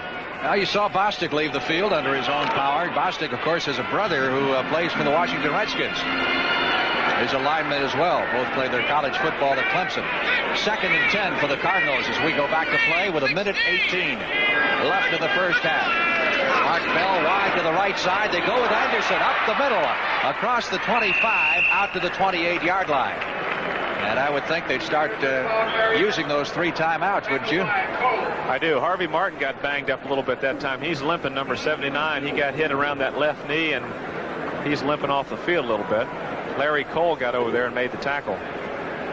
Martin comes out and is replaced by Bruce Thornton, number 77. There's a look at Otis Anderson. He spells his name with 2 T's, and the reason he does it is the the physician on the birth certificate spelled it wrong. His mother wanted it Otis, but the physician spelled it with 2 T's, and so 2 T's it has been down through the years. Dallas's defense, Frank, is really seems like they've settled down since that first drive. They're playing solid. Over in the sidelines, they're tending to Harvey's leg. But the defense has really settled down. They've played the pass well, and they're containing the running game. St. Louis has really not done very much since that opening drive. Bostic, we get the report, an injured left knee. How serious, we don't know. Martin, the last few weeks, has been operating with a very deep thigh bruise on his left leg, and that may have flared up again. Soon Tom Landry will take his troops back into the dressing room, and I'm sure you've heard the talk many times before, haven't you? Well, it's all business, really. It's going over what you go into a game, you study a team's tendencies, and you really don't know till the game starts how close they're going to come to those tendencies. And by halftime, Dan Reeves, Ermal Allen, and the people, Al Lavin is up there also, and they give the report to the offense and the defense with Jerry Tubbs up there, and they just analyze it and make any changes they need at halftime. 3rd and 2. Cardinals from their 29-yard line with 1:08 left. Anderson going outside and picks up the first down and some change as he's finally knocked out of bounds at the 39. So it'll be a Cardinal first down at their 39-yard line. Anderson has 2 yards to go here, and it's very difficult to bring him down from the front. So you've got to catch him right about here, somewhere in this area, to stop him from the first down. And of course, he's got the speed to get outside. Steve Wilson is straight-armed, and Anderson gets even more than the 2 yards and gets out of bounds, stops the clock. And 1st and 10, St. Louis. Cardinals at their 39. The word from the Cowboy bench, bruised knee on Harvey Martin. He may be back. Hart looking long for Tilley. Pass is complete, and he is out of bounds at the 24. That's a fine throw right there. Jim Hart had good protection. He gave Tilley the ability to maneuver in that seam there between Benny Barnes and Dennis Thurman, but Hart had the time, and of course he's got a great arm. He's a fine quarterback. Tilley's been doing a tremendous job making big plays all year, the leading wide receiver in the league in the NFC this year, and Hart lays it out. Benny, he made a move to the post, and Benny got caught inside a little bit, and Dennis got over there a little bit late, number 32, Dennis Thurman, and of course Pat Tilley made an excellent catch, and he's just a good, tough receiver with excellent hands. A 38-yard pickup on the play, the longest gain from scrimmage for either side this afternoon. 1st and 10 from the 24-yard line.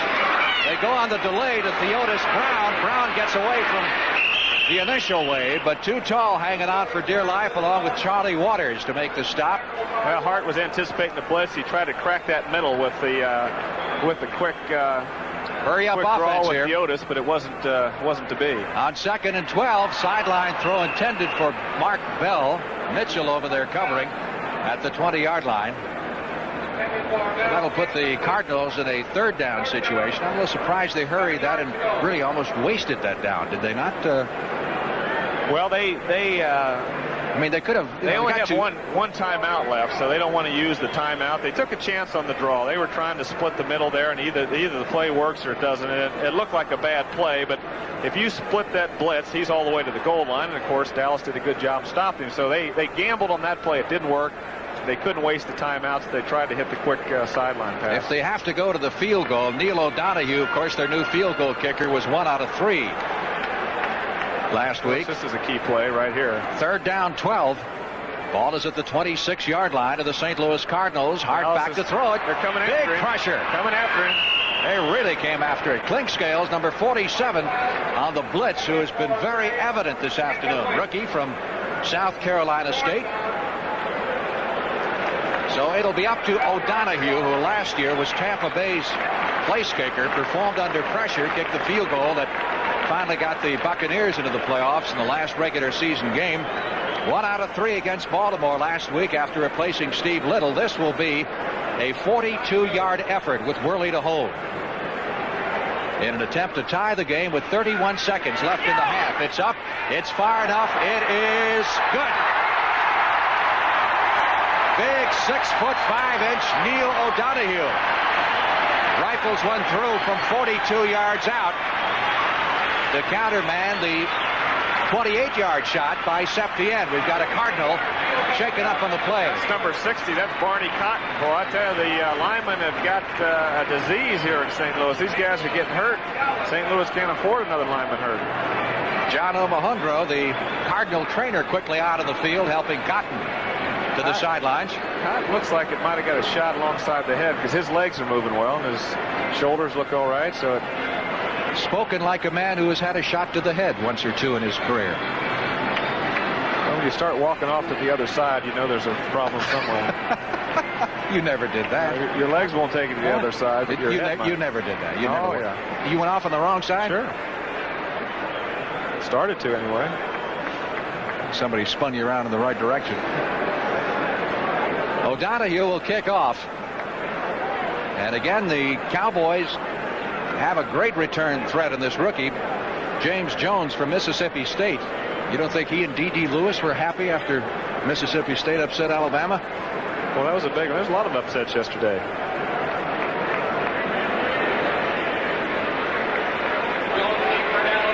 Big 6'5" Irishman. 10-10. Comes down to Timmy Newsome on the far side. Newsome is back in a lot of room. 15, up across the 20, and fights his way to the 25. A lot of room over to this left side, but St. Louis funneling him back to the middle. Well, 21 seconds to go. Do you give it up for a lost cause, or can you get in shape for a field goal here? Well, I don't think giving it up for a lost cause is the I knew you wouldn't say real that. Positive way, but no, they'll run the clock out. They don't want to take a chance of something foolish, and it's difficult to get much going now, but you regroup. 10-10, you got a new game starting in the second half.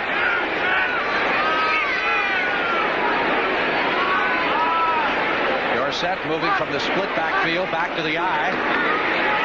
Newhouse taking the handoff and driving his way across the 30-yard line unless somebody calls time. That should be it as far as the first half is concerned. Very defensive-oriented first half of football. Cowboys scoring 10 in the second period. Cardinals with a touchdown in the first quarter and a field goal in the second. And they get a standing ovation from their fans as they leave the field. Well, they came back. Jim Hart hit Pat Tilley on that big play. And that gives you a little bit of... And we're awaiting the opening whistle from the referee, Red Cashin. We have it, and here we go. Score tied at 10. And out of the end zone by Septien. So it'll be a touchback, and the Cardinals have put it in play. 1st and 10 from the 20-yard line. First half statistics. Take a look here. Cowboys only 34 yards rushing. Not much offense really anywhere. No, that's really the problem area. Is Dallas's rushing is down, and it's been down, so they're having a bit of a problem there. And really, St. Louis, I guess it's pretty even. They had, of course, the differences in the rushing. There's about a 40-yard swing there, but other than that, the time of possession is it's a pretty even game. And of course, the score indicates it's an even game. 1st and 10, Cardinals. Pat Tilley wide to the right side. Mel Gray is split to the left. They go to the big man, Otis Anderson. And Anderson swarmed under after gaining just 1 yard. Bob Brunig, number 53. The Cowboy middle linebacker making the stop. Brunig now rooms with Danny White on the road. He roomed with you last year. What, does he have something here about quarterbacks? Or? Well, no. He's kind of the offensive, the defensive quarterback, the middle linebacker, along with Charlie Waters. So it's good to have an offensive and defensive guy room together. 2nd and 9. Wish I could say something more interesting then. Well, that'll do. So you can think of something.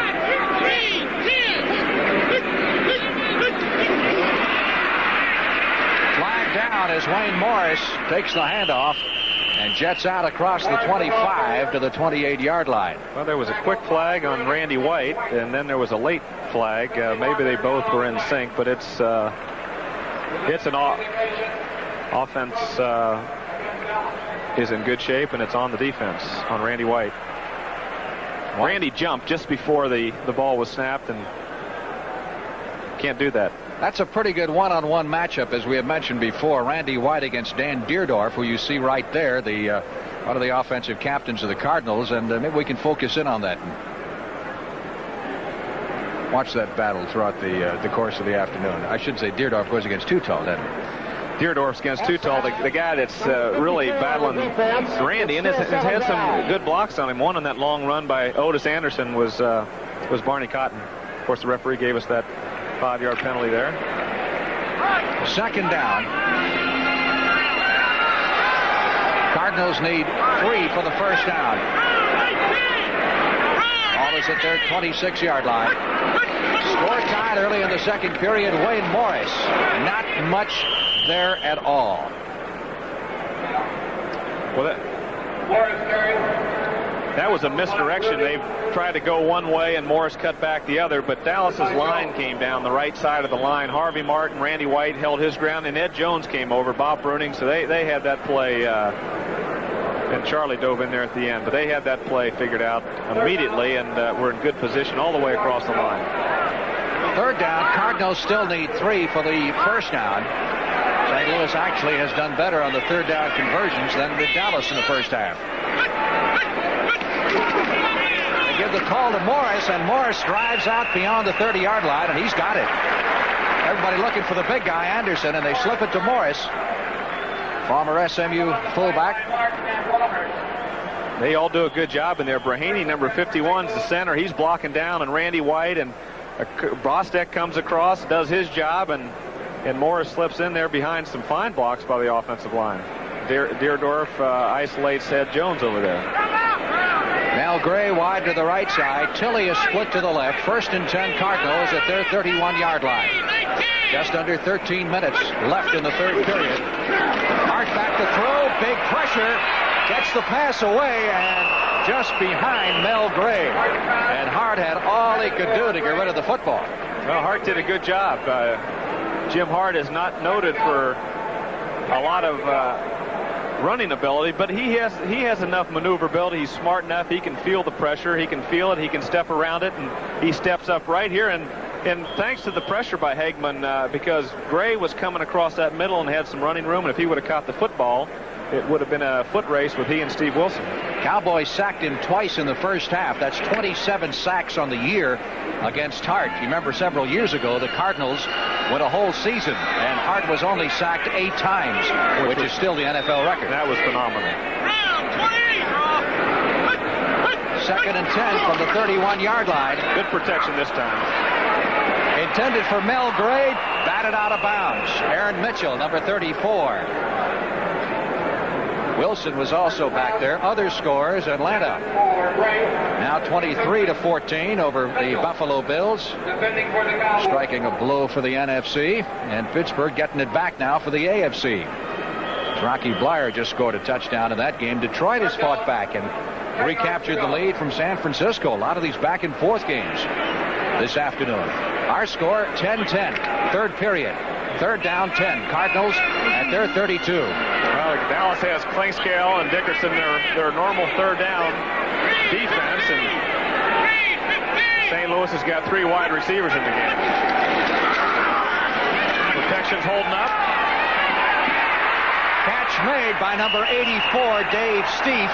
He came back for the ball and chased back just far enough where he made the first down when he lunged for it, but he was driven back where he didn't make it. Now the referee's going to mark it short. One referee was giving it to him. The other referee said no. I couldn't see if he was out of bounds over there, Frank.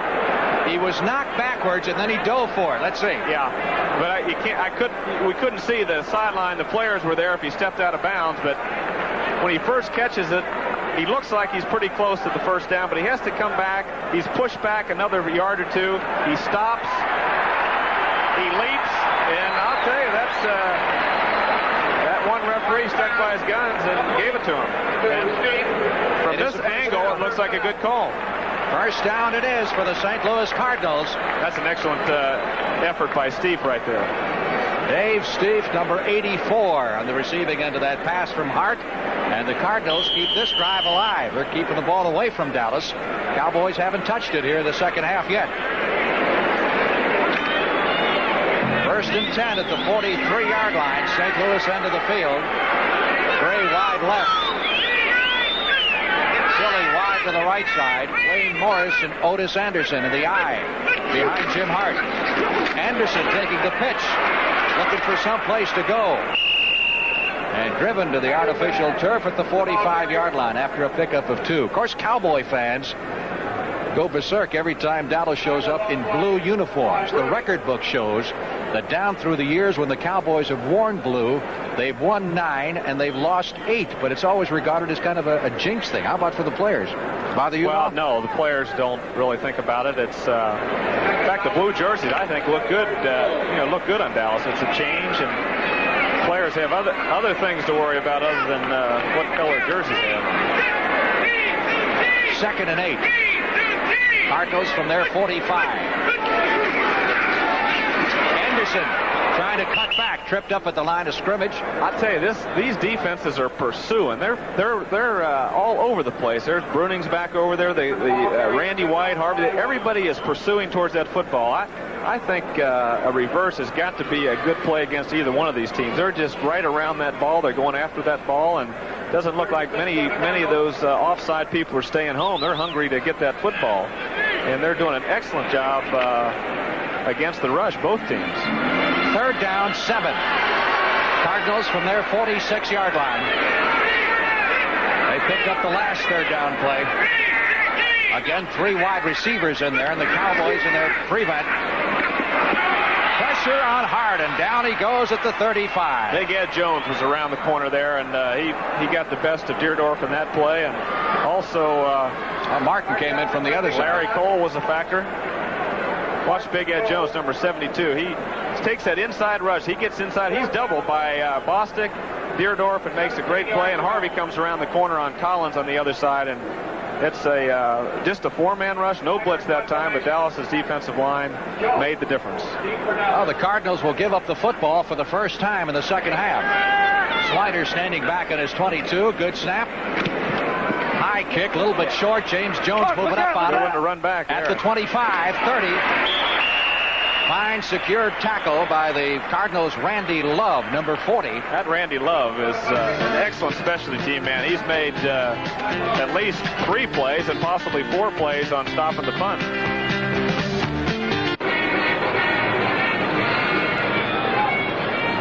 Welcome back to St. Louis. The Cowboys own the football. First time of the second half. 1st and 10 from their 31-yard line. Dandy White, 10 out of 16 in the first half for 75 yards. But the Cowboy rushing game is virtually non-existent except for one 15-yard burst right at the end of the half by Tony Dorsett. And, of course, Dorsett's very big 4-yard touchdown run, which was spectacular. Here's TD. Dorsett forward to the 34-yard line. Pickup of 3. It'll be 2nd down, 7. Those ribs were sore coming in. I imagine they're going to be sore going out.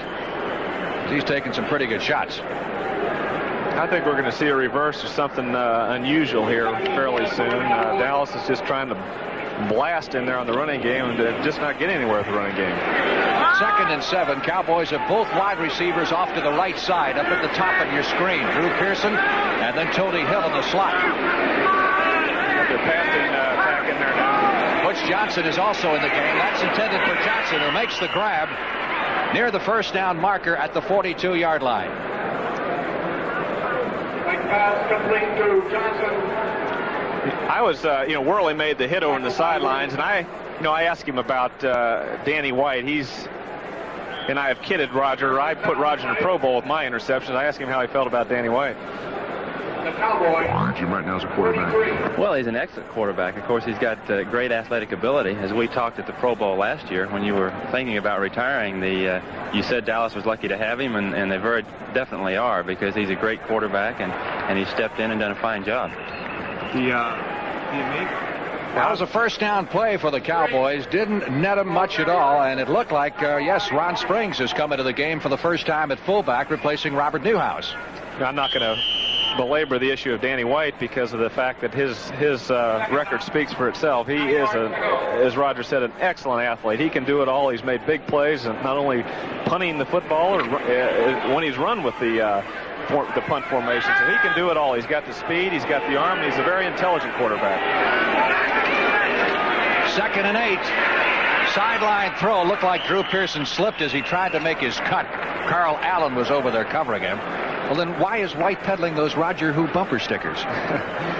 Well, he deserves to be the way he's playing. He gets tired of hearing about me, and I don't blame him. Danny threw that a little bit fast that time. He got rid of that ball a little bit quick. Drew also slipped out of his break. Well, the reason Springs is in there, probably Newhouse has carried the ball 5 times, picked up only 9 yards. Dorsett in 12 carries has picked up 25. Shotgun on 3rd and 8 from the 44.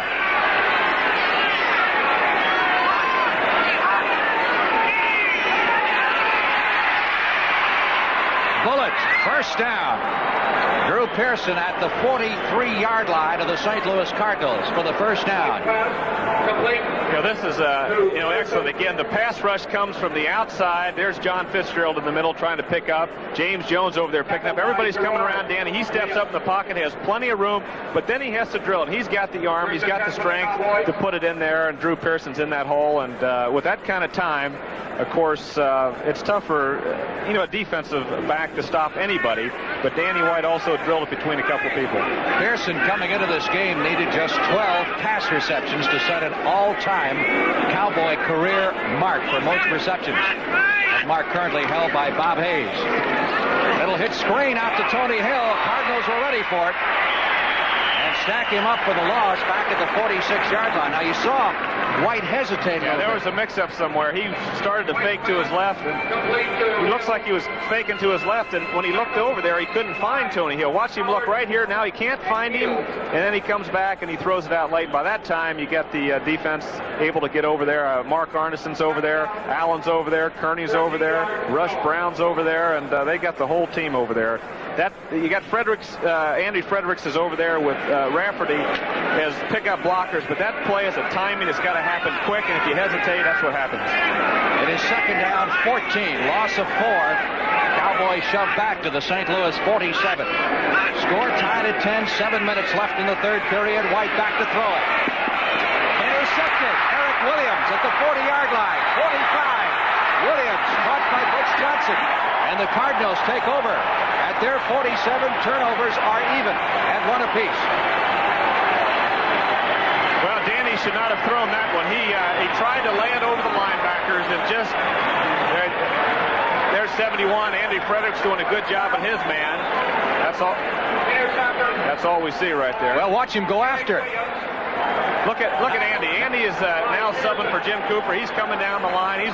We got Pat Donovan. Those guys don't like to make tackles, but when they have to, they do it.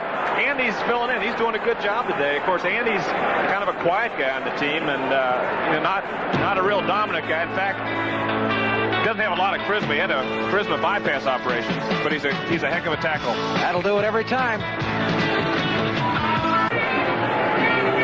Tell me again, Roger, what did you say about Frederick? I was just kidding, Andy. I said he had a charisma bypass operation.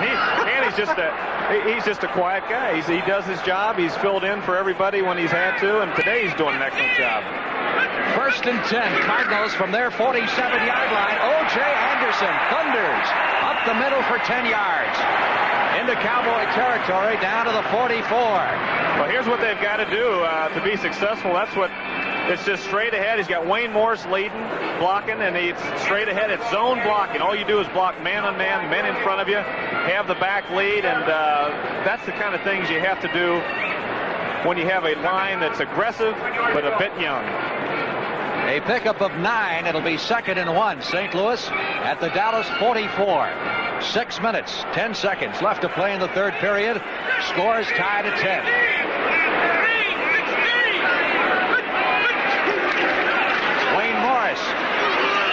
Driving for the first down, didn't need much.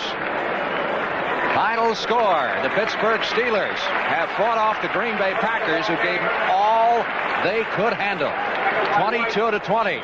Bart Starr's really had that pack in every game, I guess, since even the Dallas game back when all the criticism took place the week before Dallas, and he's done a good job with them. Tampa Bay Giants game is now final. Another loss for the Giants. 10-10 here in St. Louis. 1st and 10. Cardinals at the 43-yard line of the Dallas Cowboys. Tilly wide to the right side. Gray to the left. Hart back to throw. Air mails it. Out to Tilly. Tilly makes the catch. Touchdown. I don't believe that play right there. I'd say that Pat Tilly, we saw at the beginning of the show the one-hand catch he made against Baltimore, but I think he one-upped himself right there. That's a play. That guy is, of course, he's leading the wide receivers in receptions, and he just makes big plays week after week, and this is as big a one as I've seen in a long time. Look at that. The ball's wobbling out there. He comes over the shoulder of Steve Wilson, and Steve's a fine athlete. Steve's been making the big plays on defense. Dennis Thurman's over there, but it was too late. He comes over Steve Wilson's shoulder and just concentrates on the ball, looks it in, and nice play on, to say the least, on Pat. Pat has really done a good job. Pat Tilly is now caught 3 passes in every game, and is the only wide receiver in the NFC that's done that. Extra point by O'Donohue is good, and once again the Cardinals have recaptured the lead. 42 yards on the touchdown pass from Hart to Tilly, and O'Donohue is ready to kick off. James Jones elects not to run it out from 5 yards deep in the end zone. One more look at that touchdown. It was spectacular. Watch this now. Steve Wilson has excellent coverage right here. Steve is doing his job. Hart throws the ball. He doesn't get everything he wants on the ball. It's wobbling out there a little bit, but it's just an individual effort here on Pat Tilly against a fine defensive back in Steve Wilson. So the Cardinals have fired up this crowd again as they have recaptured the lead. Puts Hart over the 100-yard yardage mark in passing. Didn't take the Cardinals long. Of course, again, the turnover set it up. Eric Williams, pass interception. 5 minutes, 15 seconds left to play in the third quarter. Ron Springs is now coupled in the backfield along with Dorsett. White back to throw it. Protection is good. Downfield, Drew Pearson at the 40. Pearson up to the 47-yard line. First down. Well, that's great pass protection right there. That's a play-action pass where one of Dallas's favorite plays. They've got the tight end underneath. Danny fakes right here. He's looking at Drew. He sees Drew's not open, and so he's looking for Billy Joe, number 89. Billy Joe's covered, so he pulls it back. Drew makes an adjustment. He comes back to the middle of the field like a great receiver should. Danny White picks him out, and it's a fine play for Dallas. Excellent protection on the play-action pass. Normally, you don't have that much time when you're faking a run and throwing the football. That's another final score. Detroit coming back after being down a good part of that game and beating San Francisco. 1st and 10. Cowboys at their 46-yard line. Ron Springs. Springs is playing with some tender ribs. That's an interesting play back there. Dallas is down. They had given up a big play, turnover, come back this series, and they have the ability to make the big play, and that's the key to a team that can come back when things aren't going quite well. They did it last week against San Diego, and that was a key play. It was a big play for him. Tilly, originally a 4th-round draft choice 5 years ago out of Louisiana Tech. He's from Marshall, Texas, and still lives in Shreveport. Has certainly turned into one of the premier wide receivers in the NFC. Doesn't have the big size, but great hands, great moves. Pass is complete. Butch Johnson with his first reception of the day. The officials ruled he was down at the 41-yard line of the Cardinals, which is enough for another Dallas first down. This is just a quick sideline pass. It's a short sideline. Danny only takes 3 steps, 3-step drops, so you get rid of the ball quick. Butch breaks to the outside, and he likes to run with the football once he catches it. He gives you everything he has all the time, and he's made big plays. He's got 3 touchdown passes this year and 14 receptions. He's got 2 today, so he's up to 16. They ruled that Allen, number 27, stopped him standing up. Danny White now 15 out of 22 for 128 yards.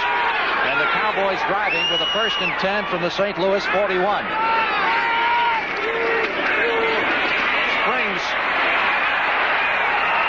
Still not much there in the rushing game. Eric Williams, number 55, and Worley, number 22, on the stop. Let's call it no gain, make it 2nd and 10. 2.5 minutes remaining in the 3rd period. Cardinals leading 17-10. Typical Cowboy Cardinal game as Springs leaves the field for Dallas, as the Cowboys go into a passing situation on 2nd and 10.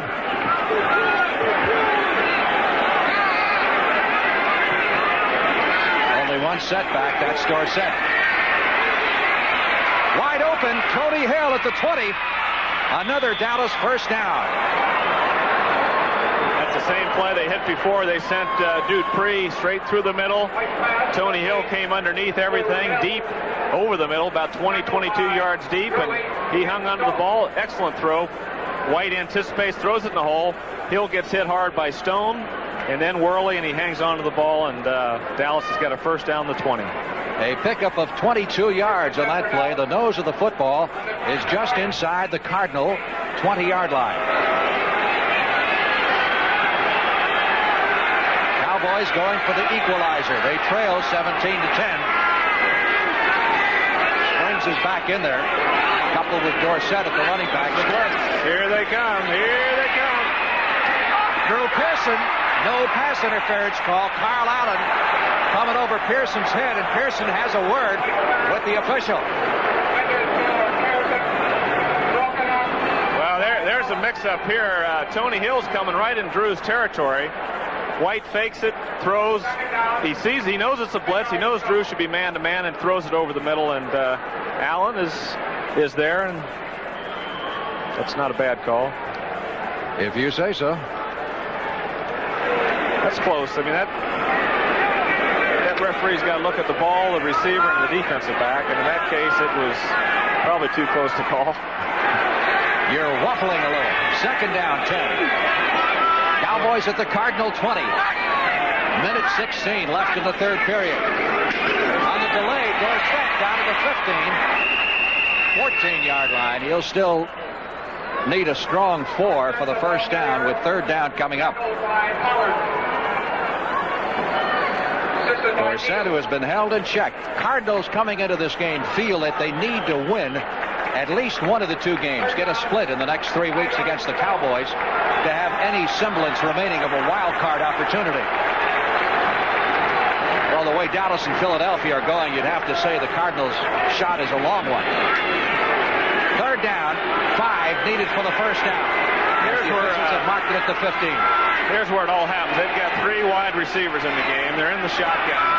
Watch the tight end. That's where Danny likes to go. Got Billy Joe Dupree to the outside. Tight end it is. Billy Joe Dupree was the intended receiver. Well, Steve Niels did a good job there. Billy Joe's a tall receiver. Niels leaped at the right time. Billy Joe ran out into the flat, and he broke back upfield. He was isolated on Steve Niels, number 53, and Niels does an excellent job. He's running down with him and times it just right, because Billy Joe's a big man. The throw was good, and was just a good play by Steve Niels. 4th and 5, and the Cowboys will go for the field goal. Septien, who hit from 28 in the 1st half. This will be a 32-yard effort. Waters to hold.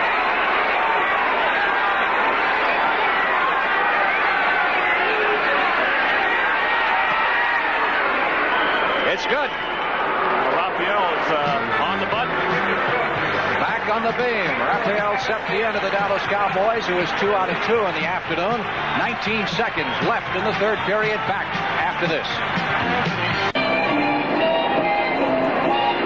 Well, we've got a ball game here in St. Louis. 19 seconds left in the 3rd period. Cardinals leading the Cowboys 17-13.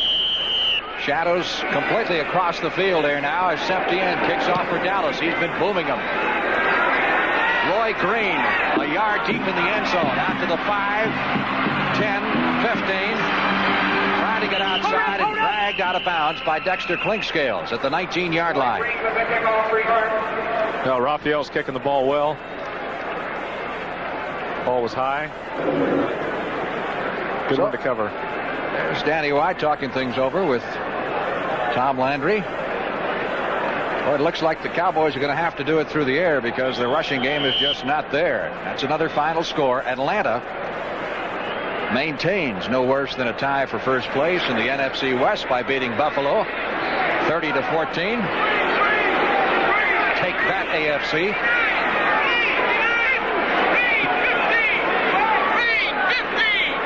Anderson and Morris as setbacks. The handoff to O.J. Anderson. Too tall Jones finally submarined him and sent him reeling forward after a pickup of a yard or two. Brunig also in on the stop. He got one out of nothing, but that's the end. Defense is doing a good job against the rush. That's the end of the third quarter with the score: Cardinals 17, Cowboys 13. Final period of action coming up. Don't go away. We've got a thriller here in St. Louis. Once again, another typical Cowboy-Cardinal game. Cardinals 2nd and 8 from their 22-yard line. Jim Hart looking to his right. Intended for Mark Bell at the 40-yard line. They've got Mark Bell out there, so Dennis Thurman plays man-to-man. They keep Charlie Waters back as the free safety, and Hart's trying to get it in that seam behind Thurman and in front of Waters, and that's difficult. You've got to put the ball right on the money, and it's a difficult throw with an experienced secondary, especially with Waters playing the deep position. Efrain Herrera is at a 21-yard field goal for Seattle. Put the Seahawks out in front of Philadelphia 3-0. Late starting game. 3rd and 8.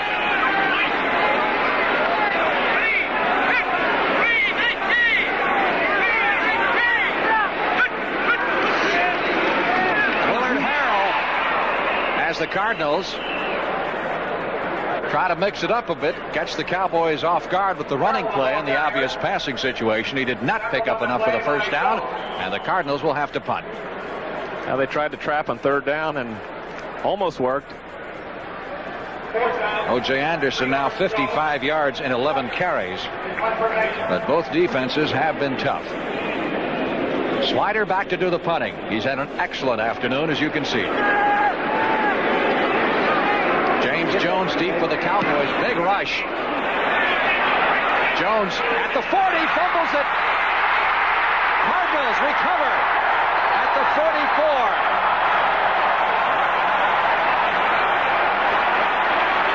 That's a big break.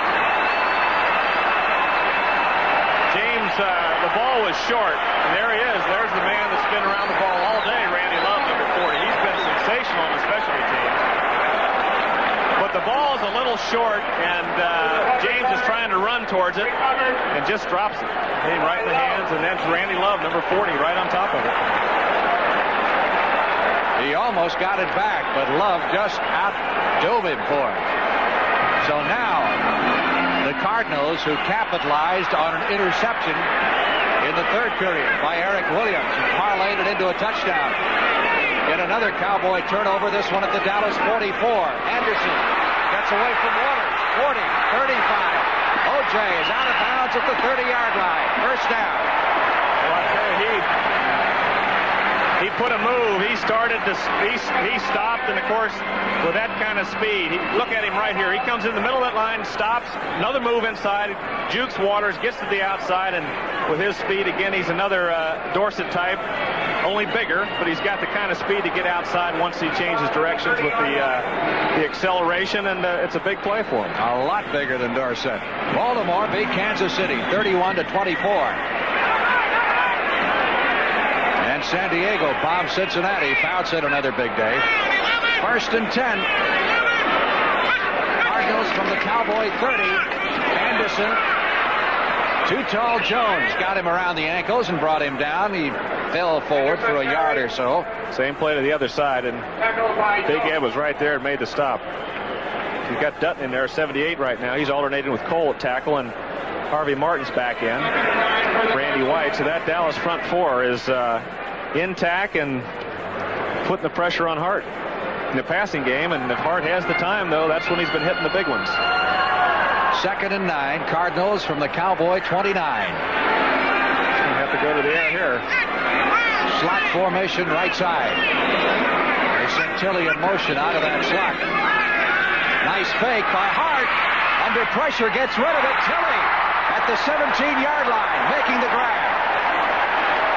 And that Pat Tilley is an artist with those hands. He catches the ball with his hands. And, you talk about the receiver. This is a play action right here. He fakes the draw to Otis Anderson. Hart is pressured right here by Ed Jones. He steps around him. There's Dutton and Randy White, and he gets rid of the ball. Nice. Look at those hands right there. That's what you tell a receiver. Catch it in your hands. And there's no finer receiver than Pat Tilley and sticking that ball in his hands. He's an artist at catching the ball with his hands, and that's where you have to catch it there. You're trying to catch it with your body there, you don't make the catch. 4 catches now for 100 yards for Tilley, including the 1 touchdown. First down, Cardinals at the Cowboys 16. Anderson down to the 11-yard line.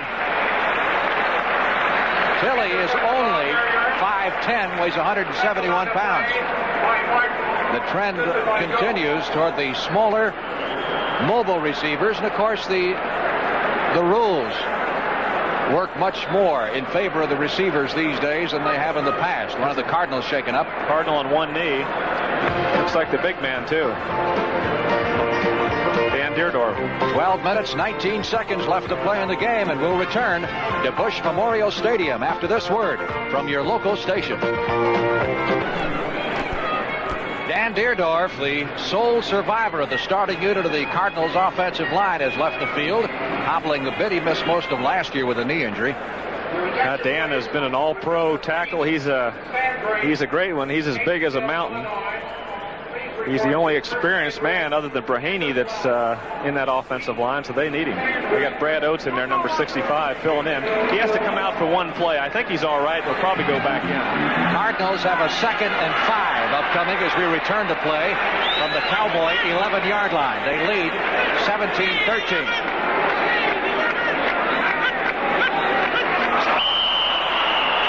Looked like movement by the St. Louis left guard. Barney cut.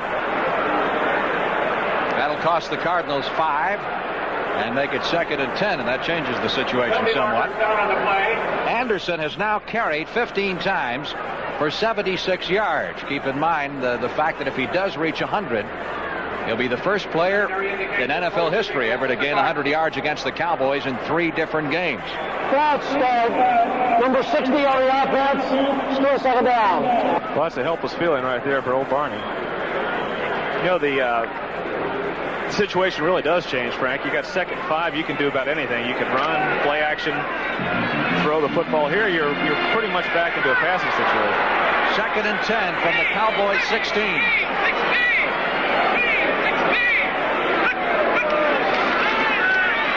Cowboy rushes on, and Hart gets it away. Intercepted. Dennis Thurman at the 40. I don't believe they'll catch him. Thurman all the way for a touchdown. That's a big break there, isn't it? Gee, that game turns around quick. Hart looked like he was trapped. One of Charlie's Angels comes through at the big play. Safety, Dennis Thurman, doing a great job filling in for Randy Hughes after he was injured in preseason. We'll get the official yardage, but it was 70-plus yards. Here it is. Again, you're in that 2nd 10, so they had to throw, so that offside is even bigger. D.D. Lewis on a delayed blitz, hits him around the ankles. Otis Anderson hits off his fingertips. The reason Thurman was over there was Lewis was blitzing, so Thurman has to take the back. He has to take the back out, and he took Anderson, the ball. 77 yards for a touchdown. There's Jay Salty leading down the sidelines. Of course, Jay's an offense run down there. He's so excited. Charlie's Angels coming through again. This time, Dennis Thurman with the big play, and the Cowboys have recaptured the lead. And this crowd is suddenly silent as Septien adds the extra point. And with 11 minutes and 40 seconds left to play in this NFC Eastern Division game, it's Dallas 20, St. Louis 17.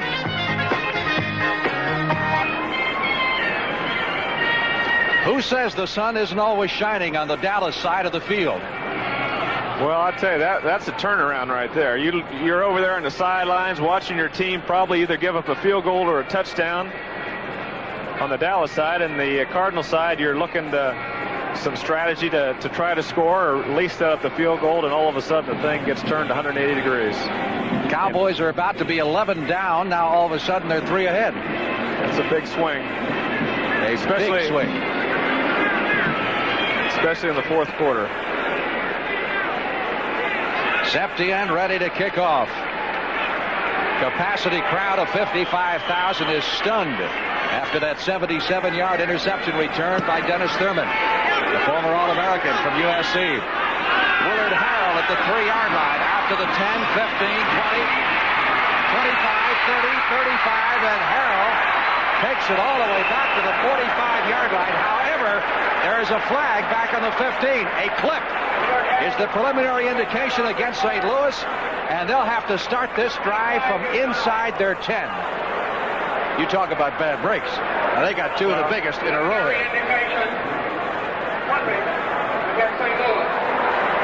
This will test you, to say the least. You not only have to be lucky, you got to be good. But luck sure plays a big part of it. And anytime you're talking about a tip ball like the interception, it's got to be luck, really. Well, the pressure, though, creates that.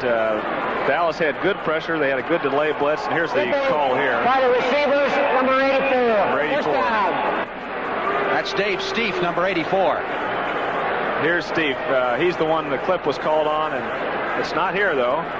He's got right there. He gets bounced around, and then he comes back and hits Solomon in the back. Solomon's telling everybody about it. Ball is back at the 7-yard line. 1st and 10 for the Cardinals. Hart comes out throwing again. Floats it downfield for Tilley. He's there.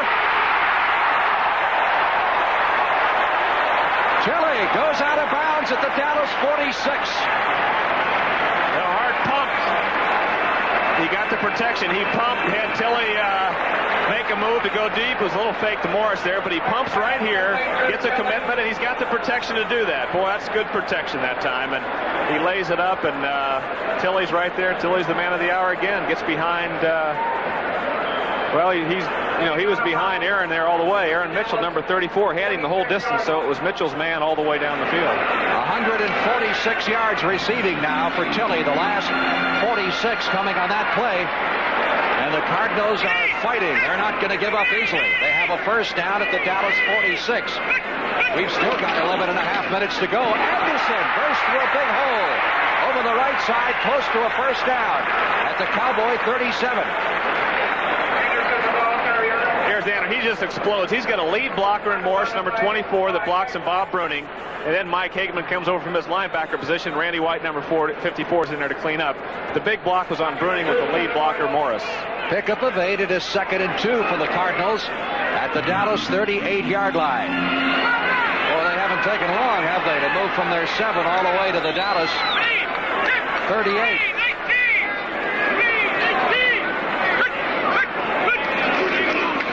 Again, Anderson did not pick up the first down. Well, they didn't fool Ed Jones that time. Ed came right underneath everybody. He submarined in there and grabbed Anderson around the ankles. Stopped that play immediately.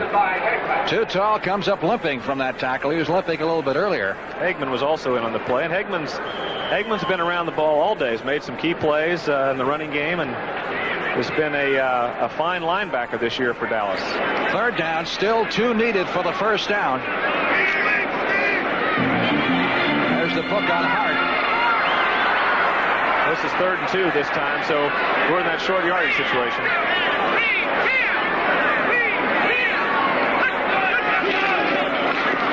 Wayne Morris picks up the first down as he moves it to the 34-yard line. Thurman, number 32, Bruning, number 53 in the tackle, and Bruning getting up. See if we can see Otis Anderson this time. He must have put a block on someone. He's holding his right arm.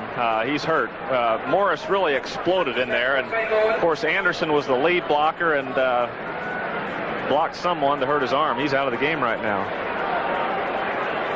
Anderson's substitute is Willard Harrell, and you lose a lot of size when you make that exchange. Tilley to the left side, Gray to the right. 1st and 10, Cardinals at the Dallas 34. Dallas leading 20-17. Final period. Jim Hart for Mel Gray. 6 points.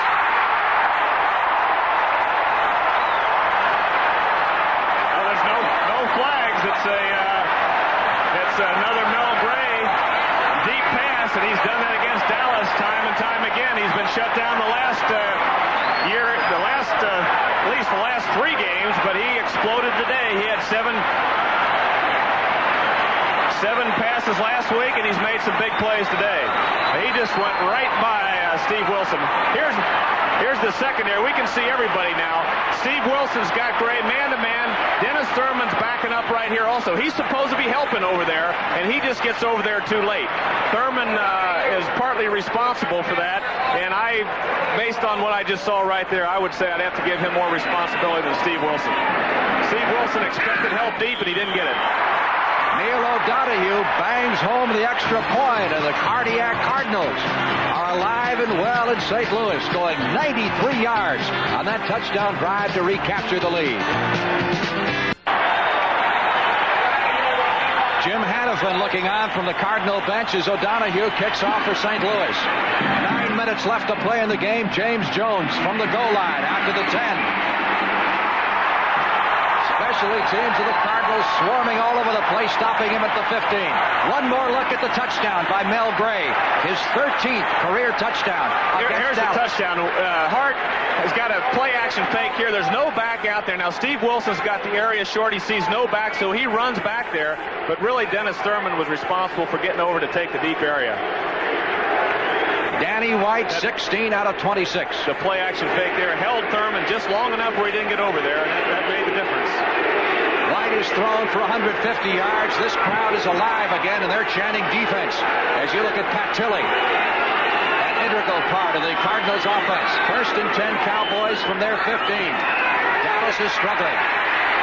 Tony Hill out of bounds at the 26-yard line. That should be just about enough for the first down. That was an excellent throw. Steve Niels is going to the outside to take away anything short, and White just gets the ball right over his head. And, of course, Tony Hill's in front of Allen, number 27. But it's a nice throw over Steve Niels, number 53. Of course, Allen is responsible, knocks him out of bounds. Hot air all over the place. I got a good view of the ball game from there. 1st and 10 Cowboys at their 26-yard line. Cardinals leading now 24-20. The delay to Dorsett. And Dorsett is up to the 30. You know, I couldn't help but notice this morning the cartoon in the St. Louis Post-Dispatch, which was a cartoon of my colleague in the broadcast booth with bars around the booth and the game going down into the final 2 minutes, like you wanted to get out and they weren't about to let you come back here. That man right there, number 11, is someone you don't replace. We just had him on there a second ago. He's doing all right. He's had a tremendous year, and he's throwing the ball well today. Dorsett got 5. It's 2nd down 5. Cowboys at their 30. Blitz.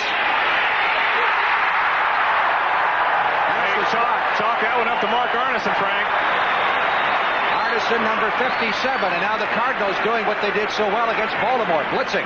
Yeah, they did it. They've blitzed some today. Mark Arneson's the linebacker on the weak side over there, so someone's got to pick him up. Someone made a mistake, and he just went in and knocked the football down.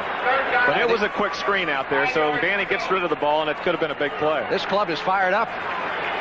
They are really high. Cardinals up, and the Cowboys maybe with a little bit of a letdown after the big victory over San Diego. They had to struggle for everything. I'd say now, along with most of the day, there's been a lot of big plays, but this is a key 3rd down. 3rd and 5. Knocked away by Lee Nelson. Billy Joe Dupree, the intended receiver. And the Cowboys will have to punt it with 8 minutes left to play in the game. Lee Nelson, number 38. That ball was on target to Billy Joe. Danny hesitated a little bit back here. He had plenty of time. He wasn't sure initially where he was going to throw the ball. Then once he saw Billy Joe, he let it go, and Nelson came around, knocked it down with his left hand. For the most part, White has had good pass protection. Wouldn't you agree? He's had excellent pass protection. Obviously, the secondary of the Cardinals have been doing an excellent job covering White's receivers. You saw Mark Bell, number 81, the deep man. Another fine high floater. Bell watches it sail out of bounds somewhere in the area of the 20-yard line. So the Cardinals will put it in play. They'll mark it at the 22, and we'll be back at Busch Memorial Stadium right after this. Let's take a look at other scores around the National Football League. Minnesota leading the Redskins in the second period. Rams over New Orleans. When are the Saints going to win one? That's in the first quarter out on the West Coast. Herrera has kicked another field goal for Seattle. They're 6-0 over Philadelphia. And Denver leading Houston on a couple of Fred Steinfurt field goals. Miami in front of Oakland, 9-3. That's a second period score. Oakland's got that 9-3 over Miami. Is that what I said? I think he had it reversed. My eyesight is going. The game's getting too exciting for me. Cardinals 1st and 10 at their 22-yard line. Anderson trying to go outside. Steve Wilson, the first to get to him, drops him for the loss back at the 18-yard line. -4 on that play. It'll be second down 14. Anderson, prior to that play, 17 carries for 84 yards. I'll be back to 80 after that loss. 7.5 minutes left to play in the game. Cardinals lead by 4. Just in basic Cardinal Cowboy game. That's what it is. Well, the Cardinals have a big series right here. They don't want to be caught back in this 20-yard line territory. They want to get out and move it, get a couple of first downs, and keep control of the football, because Dallas has got too much in offense to let them have the football back again. Again, the big man, Anderson, gets the call, wrapped up by Randy White at the line of scrimmage, along with John Dutton, number 78. Big John Dutton made the initial hit. Randy came back over and helped out. Passing situation, so the Cowboys go with their prevent. This will be a third down. Cardinals will need 12 for the first down from their own 20-yard line. Hart is 10 out of 21 for 233 yards, and Tilley has caught 5. Look for Tilley again? What do you think? Well, they got Mel Gray over the left side. Tilley, maybe Doug Marsh, the tight end, will do something over the middle. You've covered about everybody. Anderson. Or how about handing off to Otis Anderson? That doesn't sound like a bad idea. Never does. You covered all your bets except that one. Fourth down. Cardinals will give it back to the Cowboys. You see the time remaining. Just over 6 minutes. Same two teams in 2 weeks at Texas Stadium. Swider back to do the punting. Cowboys have 10 men on the line of scrimmage. Now they peel back for the return. James Jones at his 25. It's a long one, but it was a low kick. 30, 35, and up to the 39-yard line. And Dallas will put it in play from the Cowboy 39 with 5 minutes and 48 seconds left to play in this football game. Back in St. Louis after these words. Well, they're hoping it up in St. Louis right now because the Cardinals are in front of the Cowboys 24-20. But we've still got 5 minutes and 48 seconds remaining. The Cowboys have a first down at their 39-yard line. Set and Springs in the backfield. Danny White back to throw it. On the run. Butch Johnson goes out of bounds at the Cardinal 44. First down. That was Drew Pearson. Pardon me, Drew Pearson. It was the same play as before that Danny scrambled around and Drew pulled up over the middle. This time he makes the play action fake to Dorsett. He's looking. There's Billy Joe underneath, number 89. Drew Pearson is picked up coming over the middle right there. He's worried about Eric Williams, and then he waits and hits him out late behind Arneson and in front of Stone, number 23. So an excellent scramble by Danny White. Picked out the right receiver. And good pass protection. Taught him everything you knew, didn't you? 18 for 30 for 177 yards for White.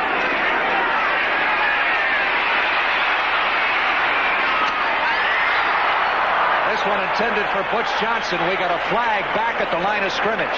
Well, I tell you, that Butch Johnson is having a year. He knew he was going to be cleaned on that play, and he still almost hung on to the football. It'll be holding against Dallas. See if he can pick it up here. Watch this.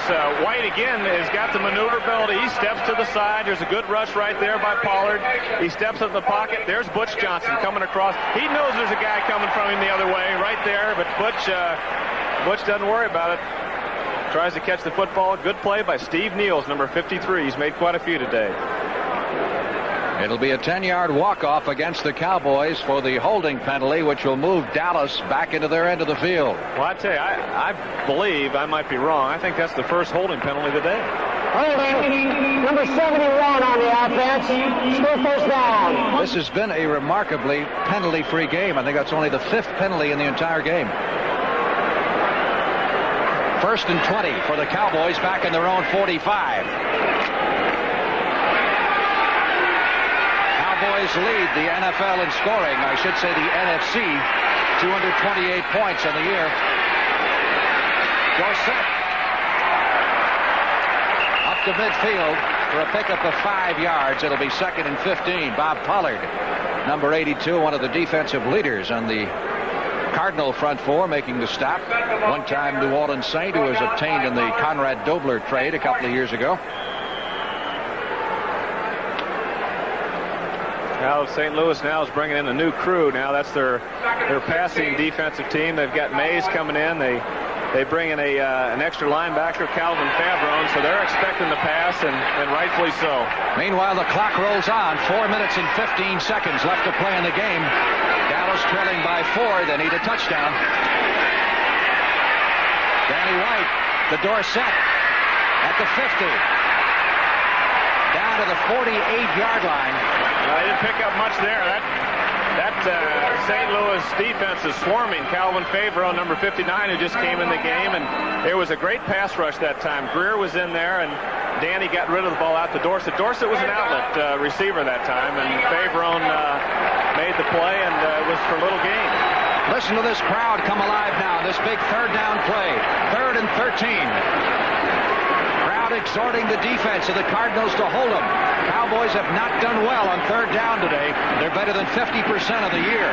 Lead the league coming into this game. Danny White trying to pick up the first. Another flag is down. The pass incomplete, intended for Tony Hill. We get a holding against Dallas. So it would have been for naught. Anyway. Well, number 59, Calvin Favreau, again, has a chance for the interception. The ball goes, well, we got Drew Pearson isolated right here, but the ball's over the middle. There's Favreau at the, well, that's Roy Green. Favreau is over here, and the one that tips the ball, Tony Hill, almost catches it. But there was a holding penalty, and I would think St. Louis would decline it. Well, they're talking about the options right now. They can move the Cowboys back another 10, but give them another shot at 3rd down, or they can force them into the punting situation, and that's what they've done. No, you don't want to give them another shot at it. On the offense. Penalty is declined. It's 4th down. So again, the Cowboys have to punt, and now the clock is down to 3:18. Well, this is where a team has to be on the alert for someone like Danny White back there in punt formation. But again, with the timeouts left, that Dallas can hold St. Louis back there. The right move is to punt. But I'm sure there's a lot of guys watching Danny White on that Cardinal defensive line. After what he did against San Diego last week, they should. Oh, he booms one. He booms it. Angling it for the near side coffin corner and out of bounds somewhere around the 10 or 15-yard line. I'd say it's up around 15. They will line it up at the, looks like the 21.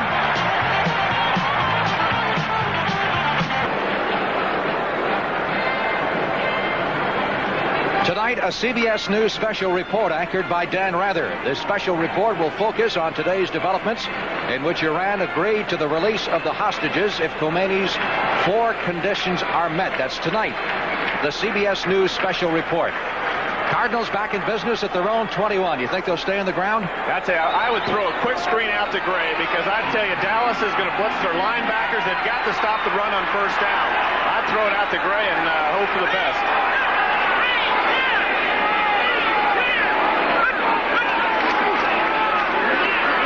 Wayne Morris into the right side, shoved back.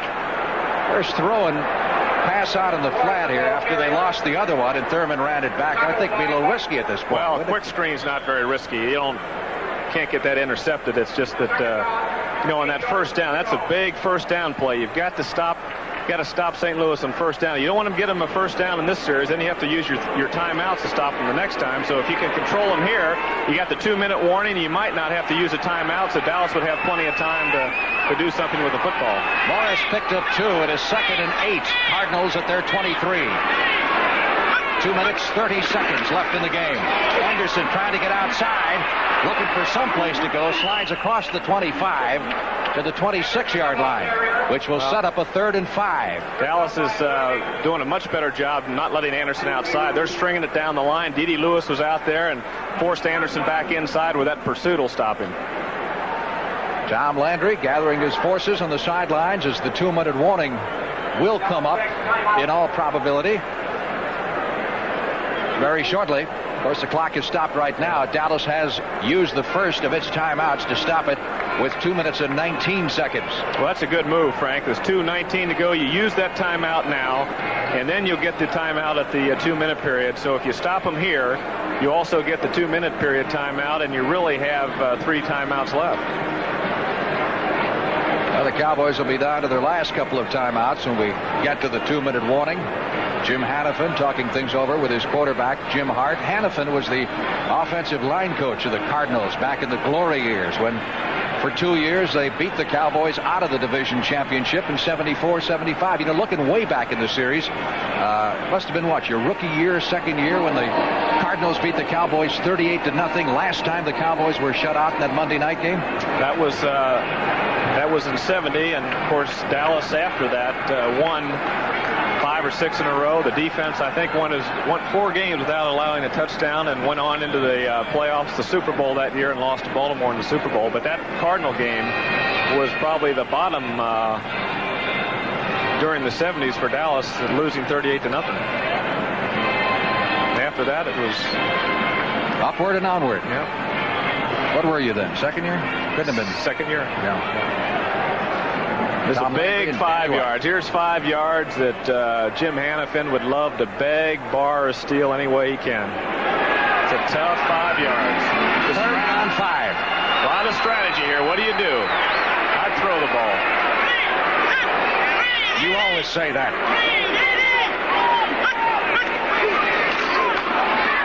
Anderson got 3 of the 5. It'll be 4th and 2.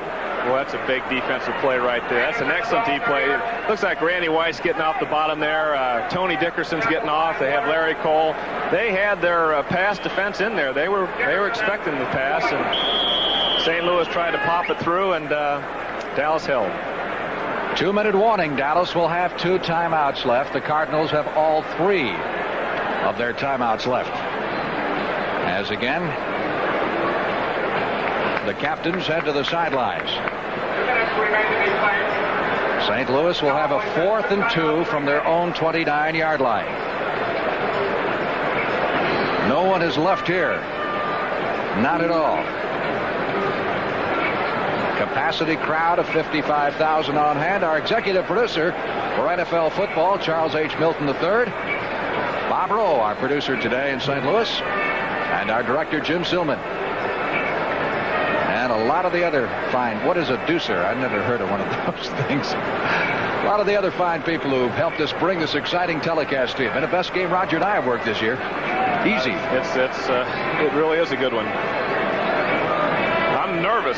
Yeah, it's 2-minute warning time, and you should be down in the field. That's why you're nervous. No, any time a game gets to this point, it's It's exciting. There's a lot of plays that led up to This is when you loved it, right? This is when you loved it. Well, as long as we won. We're going to view these 2 minutes.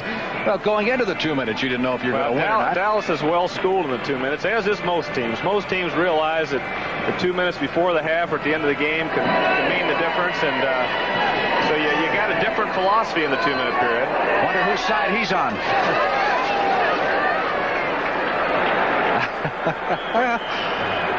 You see all kinds of strange people. All right, Swider in to do the punting. Let's see what kind of rush the Cowboys put on here if they peel back for they won't rush the return here. They're going back for the return. James Jones waiting for this one to come down out of orbit at the 25, 30, upended at the 31-yard line. Guess who? I'll tell you, that guy is unbelievable. That Randy Love, number 40, ought to get a game ball today. That guy is all over the place. Randy Love.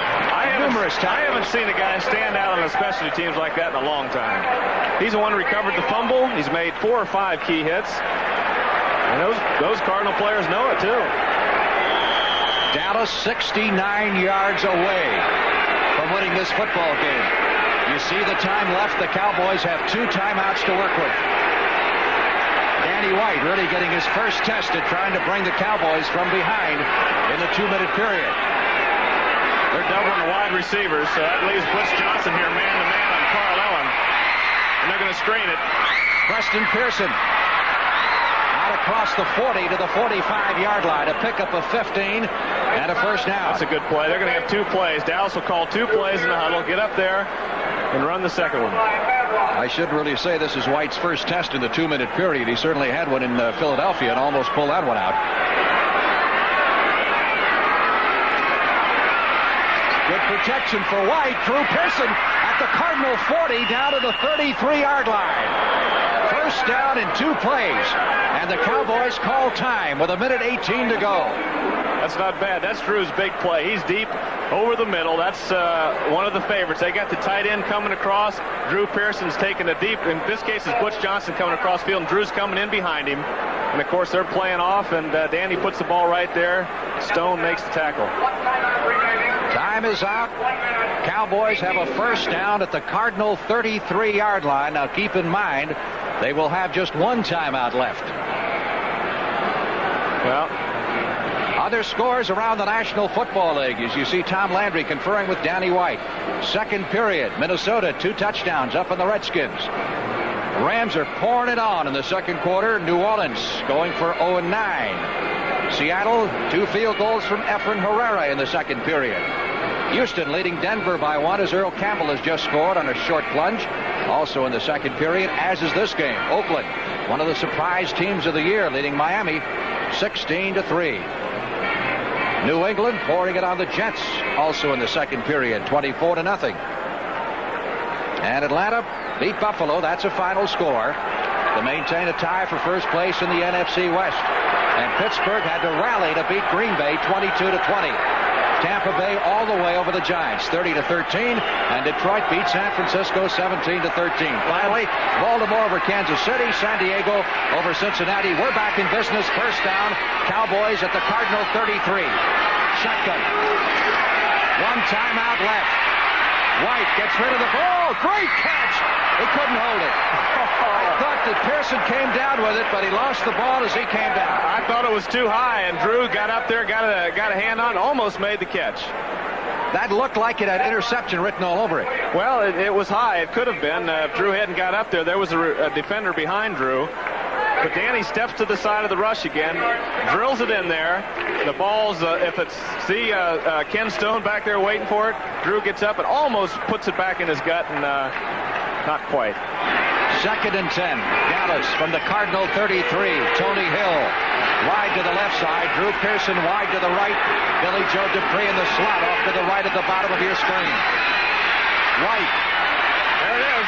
Dropped by James Jones, the rookie, and we get a flag. Incompleted forward pass. Well, there you got a rookie in a situation with less than 2 minutes to go. Penalties against Dallas. Well, he tried to run before he got the football. But this is it's interesting right here. It's 3rd and 10, of course. Probably take the penalty, get him back there. it'll be 3rd and 10 if they don't take the penalty. Yeah. Otherwise, they give the Cowboys another down. But I guess so this close to the goal line, they have to shove them back, and they do. They're going to give them another down and try to keep them inside the 20 yards at least. On the offense. Still 2nd down. Tom Rafferty picks up the holding call. Anderson, by the way, rushed for 89 yards this afternoon. So apparently he will not cross that 100-yard mark unless the Cardinals get the ball back. Now it is 2nd down, 20. Cowboys at the Cardinal 43. They got Carl Allen's man-to-man and Butch Johnson, so it's St. Louis has got a mix-up in their secondary right now. Let's see if the Cowboys can take advantage of it. Here they come. Being rushed. Diving catch made by Pearson at the 28. Not enough for the 1st down. Let's see if he got out of bounds. I believe he did. Stop the clock with 59 seconds to go. What a play here by Drew Pearson. It's a good rush by St. Louis, and Danny sees the pressure on his right side. Danny White, which is Bob Pollard. He steps off to the left and throws the ball. It's low. Drew makes a good, excellent catch right there. That ball isn't far off the ground. He gets his hands under it, and he just made a great play right there.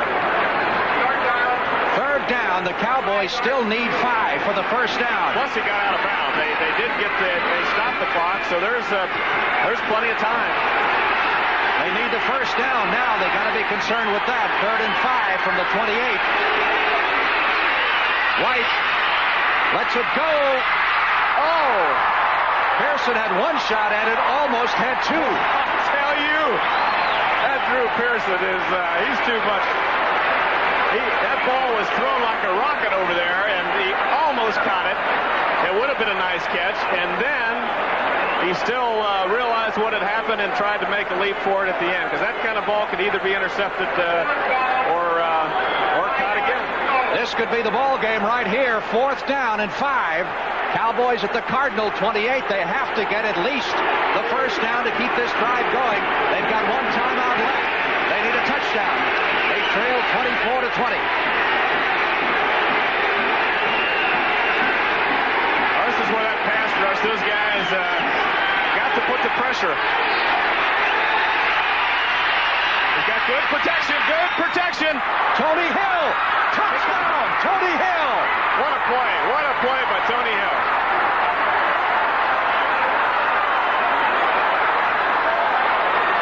And it's the Cowboys' turn to celebrate.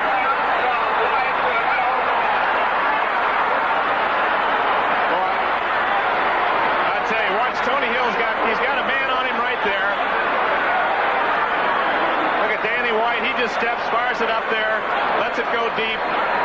There's 2 men right back there. It's good defense. Cardinals gave it everything on this play. Those guys are coming in there, but Danny steps to his left a little bit, lets it go to the corner. Tony breaks. He's got a man right behind him, though. It's good defense. It's just again, same type of play that Pat Tilley made. Tony Hill out-jumped him and caught the football. So now it's 26-24. Extra point try to come. Cardinals will have 45 seconds and all 3 of their timeouts. Kick is good. Dallas by 3 as the Cowboys strike with 45 seconds to go. Last year, you'll recall, Septien won the ball game with a field goal that caromed off the left upright. The year before in St. Louis, the Cowboys went into overtime and won the game. The Cardinals haven't beaten the Cowboys in St. Louis since 1976. That Cardinal team's walking off the field with their heads down, but they shouldn't have their heads down. They've fought like crazy, and it's the difference in some big plays. They've made some big plays, and of course, that time Tony Hill made the big one for Dallas, and the pass protection was good. Danny got him the ball to the corner. But that Cardinal team shouldn't be having their heads down right now. They're just they're frustrated. They've lost some tough ones this year, and there was no tougher play than that one. 4th and 5, and all the money on the line, and that number 11 right there threw it out, and number 80 made the play. Well, he took the 2-minute period and gave him some change back, didn't he? Oh, he did. Pointing things out to Butch Johnson. Ironic note, Ken Stone, who was victimized on that touchdown pass, he was covering Tony Hill, was playing for the Redskins back in 1975 when Clint Longley hit the long touchdown to Drew Pearson. So Stone has been burned twice late in a game by the Cowboys. Of course, it's still not over. Septien ready to kick off. Clock does not start till someone touches the ball. That's Stone, who picked up the football, carries it back to the 35. That ran 4 seconds off the clock, so we're down to 41 seconds. But again, the Cardinals have all 3 of their timeouts left. If they can get into field goal range, they could still tie this game and send it into sudden death. That just about tells you everything.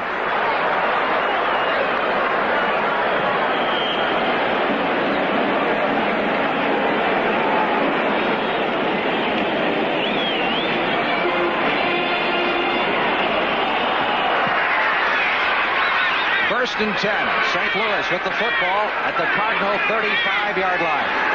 Theodis Brown is in the backfield. Jim Hart back to throw it. Sideline toss to Doug Marsh, the tight end.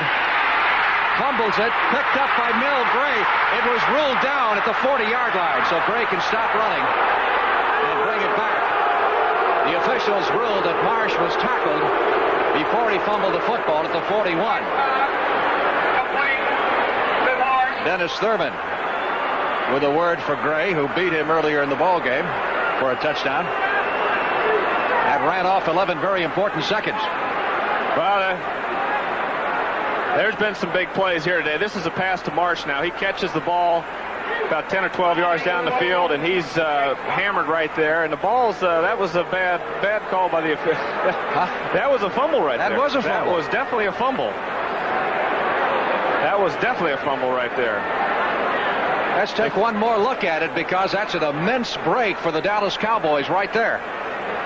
Well, the official that called it must have been behind Marsh and didn't see it, but someone could have seen the ball popped out of his stomach before he hit the ground.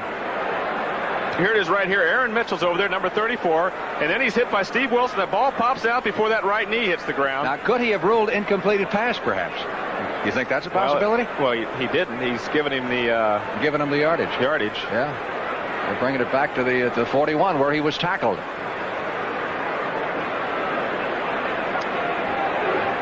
So the ruling is that the pass was complete, that he was down at the point where he was hit. And the replay shows you otherwise.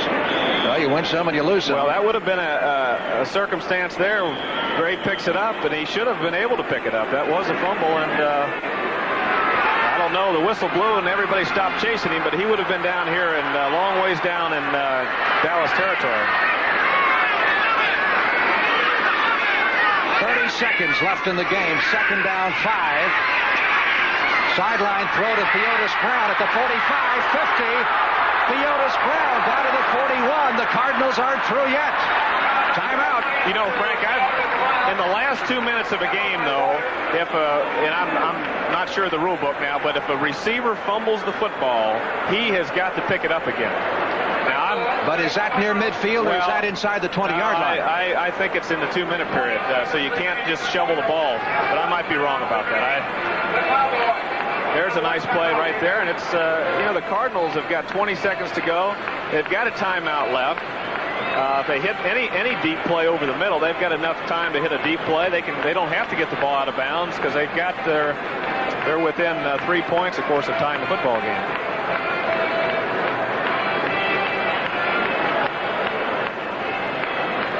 You were right on that ruling. We just got official word on it. Only the player who has the ball and makes the fumble can pick up that fumble and go. That's a rule that applies only to the last 2 minutes of the game. If anybody else picks up that fumble, it's no go, as it was. So the officials did call it right, and that was predicated originally by the Oakland situation a couple years ago. That's exactly right. Remember Dave Casper picking up that fumble, and the Raiders had kicked it for about 25 yards? Yeah, that's when they changed the rules, so the officials, again, were one step ahead of us. Well, not always one step. They don't miss many, I'll tell you that. Ball is at the 40-yard line of the Cowboys. Cardinals have a 1st and 10, 20 seconds to go. They have one timeout left. So they'll have to be very careful here if they want to save the timeout for a possible field goal try. You'd look for a sideline throw almost assuredly, I would think.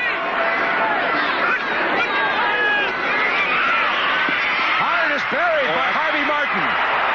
Big play by Harvey. Harvey Martin comes up with could be the big defensive play of the game. Well, they had a chance, St. Louis. Harvey's crashing through right there. Hart is ready to throw it. He pulls back, and he sees Harvey, and it's too late. Clock is moving. They didn't call timeout, so they still have a timeout left. They're trying to complete one pass and get in range for a field goal. Pass is incomplete. That stops it with 9 seconds left to play. He hurried that so much, I think he was just trying to stop the clock, because you got to figure with 9 seconds to go, they have 2 downs left, and certainly they can't get more than 2 plays off. So this time, Hart has got to go for enough distance to get within O'Donoghue's field goal range. I'm getting a little limp. This has been exciting. Typical Cowboy Cardinal game. Same 2 teams 2 weeks from now in Dallas.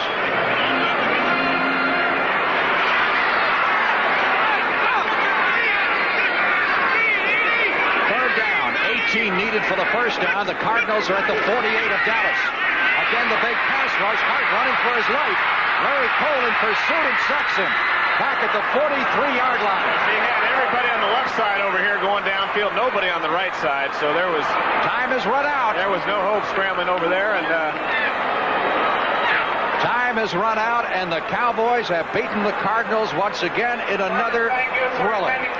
27-24. Tough luck for Jim Hannafin. That's who's Jim had a tough Hannafin. year. The Cardinals have played their guts out today, and Dallas has played hard. It's been a solid defensive game against the run, but the passing game with the big plays were hit strictly through the passing game. Both defenses pretty well controlled the run all day. And the Cardinals did an exceptional job on the Cowboys running game. Some big plays again. A big turnover played a part as Dennis Thurman returned the interception for 77 yards. And then, of course, Danny White going for the touchdown instead of the first down on that fourth down play. Well, they went for it, and they felt, I'm sure they saw something. And Tony Hill, of course, it was good defense. The coverage was there, and Tony Hill, with his size, jumped up, and the ball was into his chest, and he was into the end zone. So it was a big play on Tony Hill and Danny White. Well, you can't top this one for exciting. There's our final score. The Cowboys over the Cardinals, 27-24. Till next time, Frank Lieber along with Roger Staubach saying so long from St. Louis.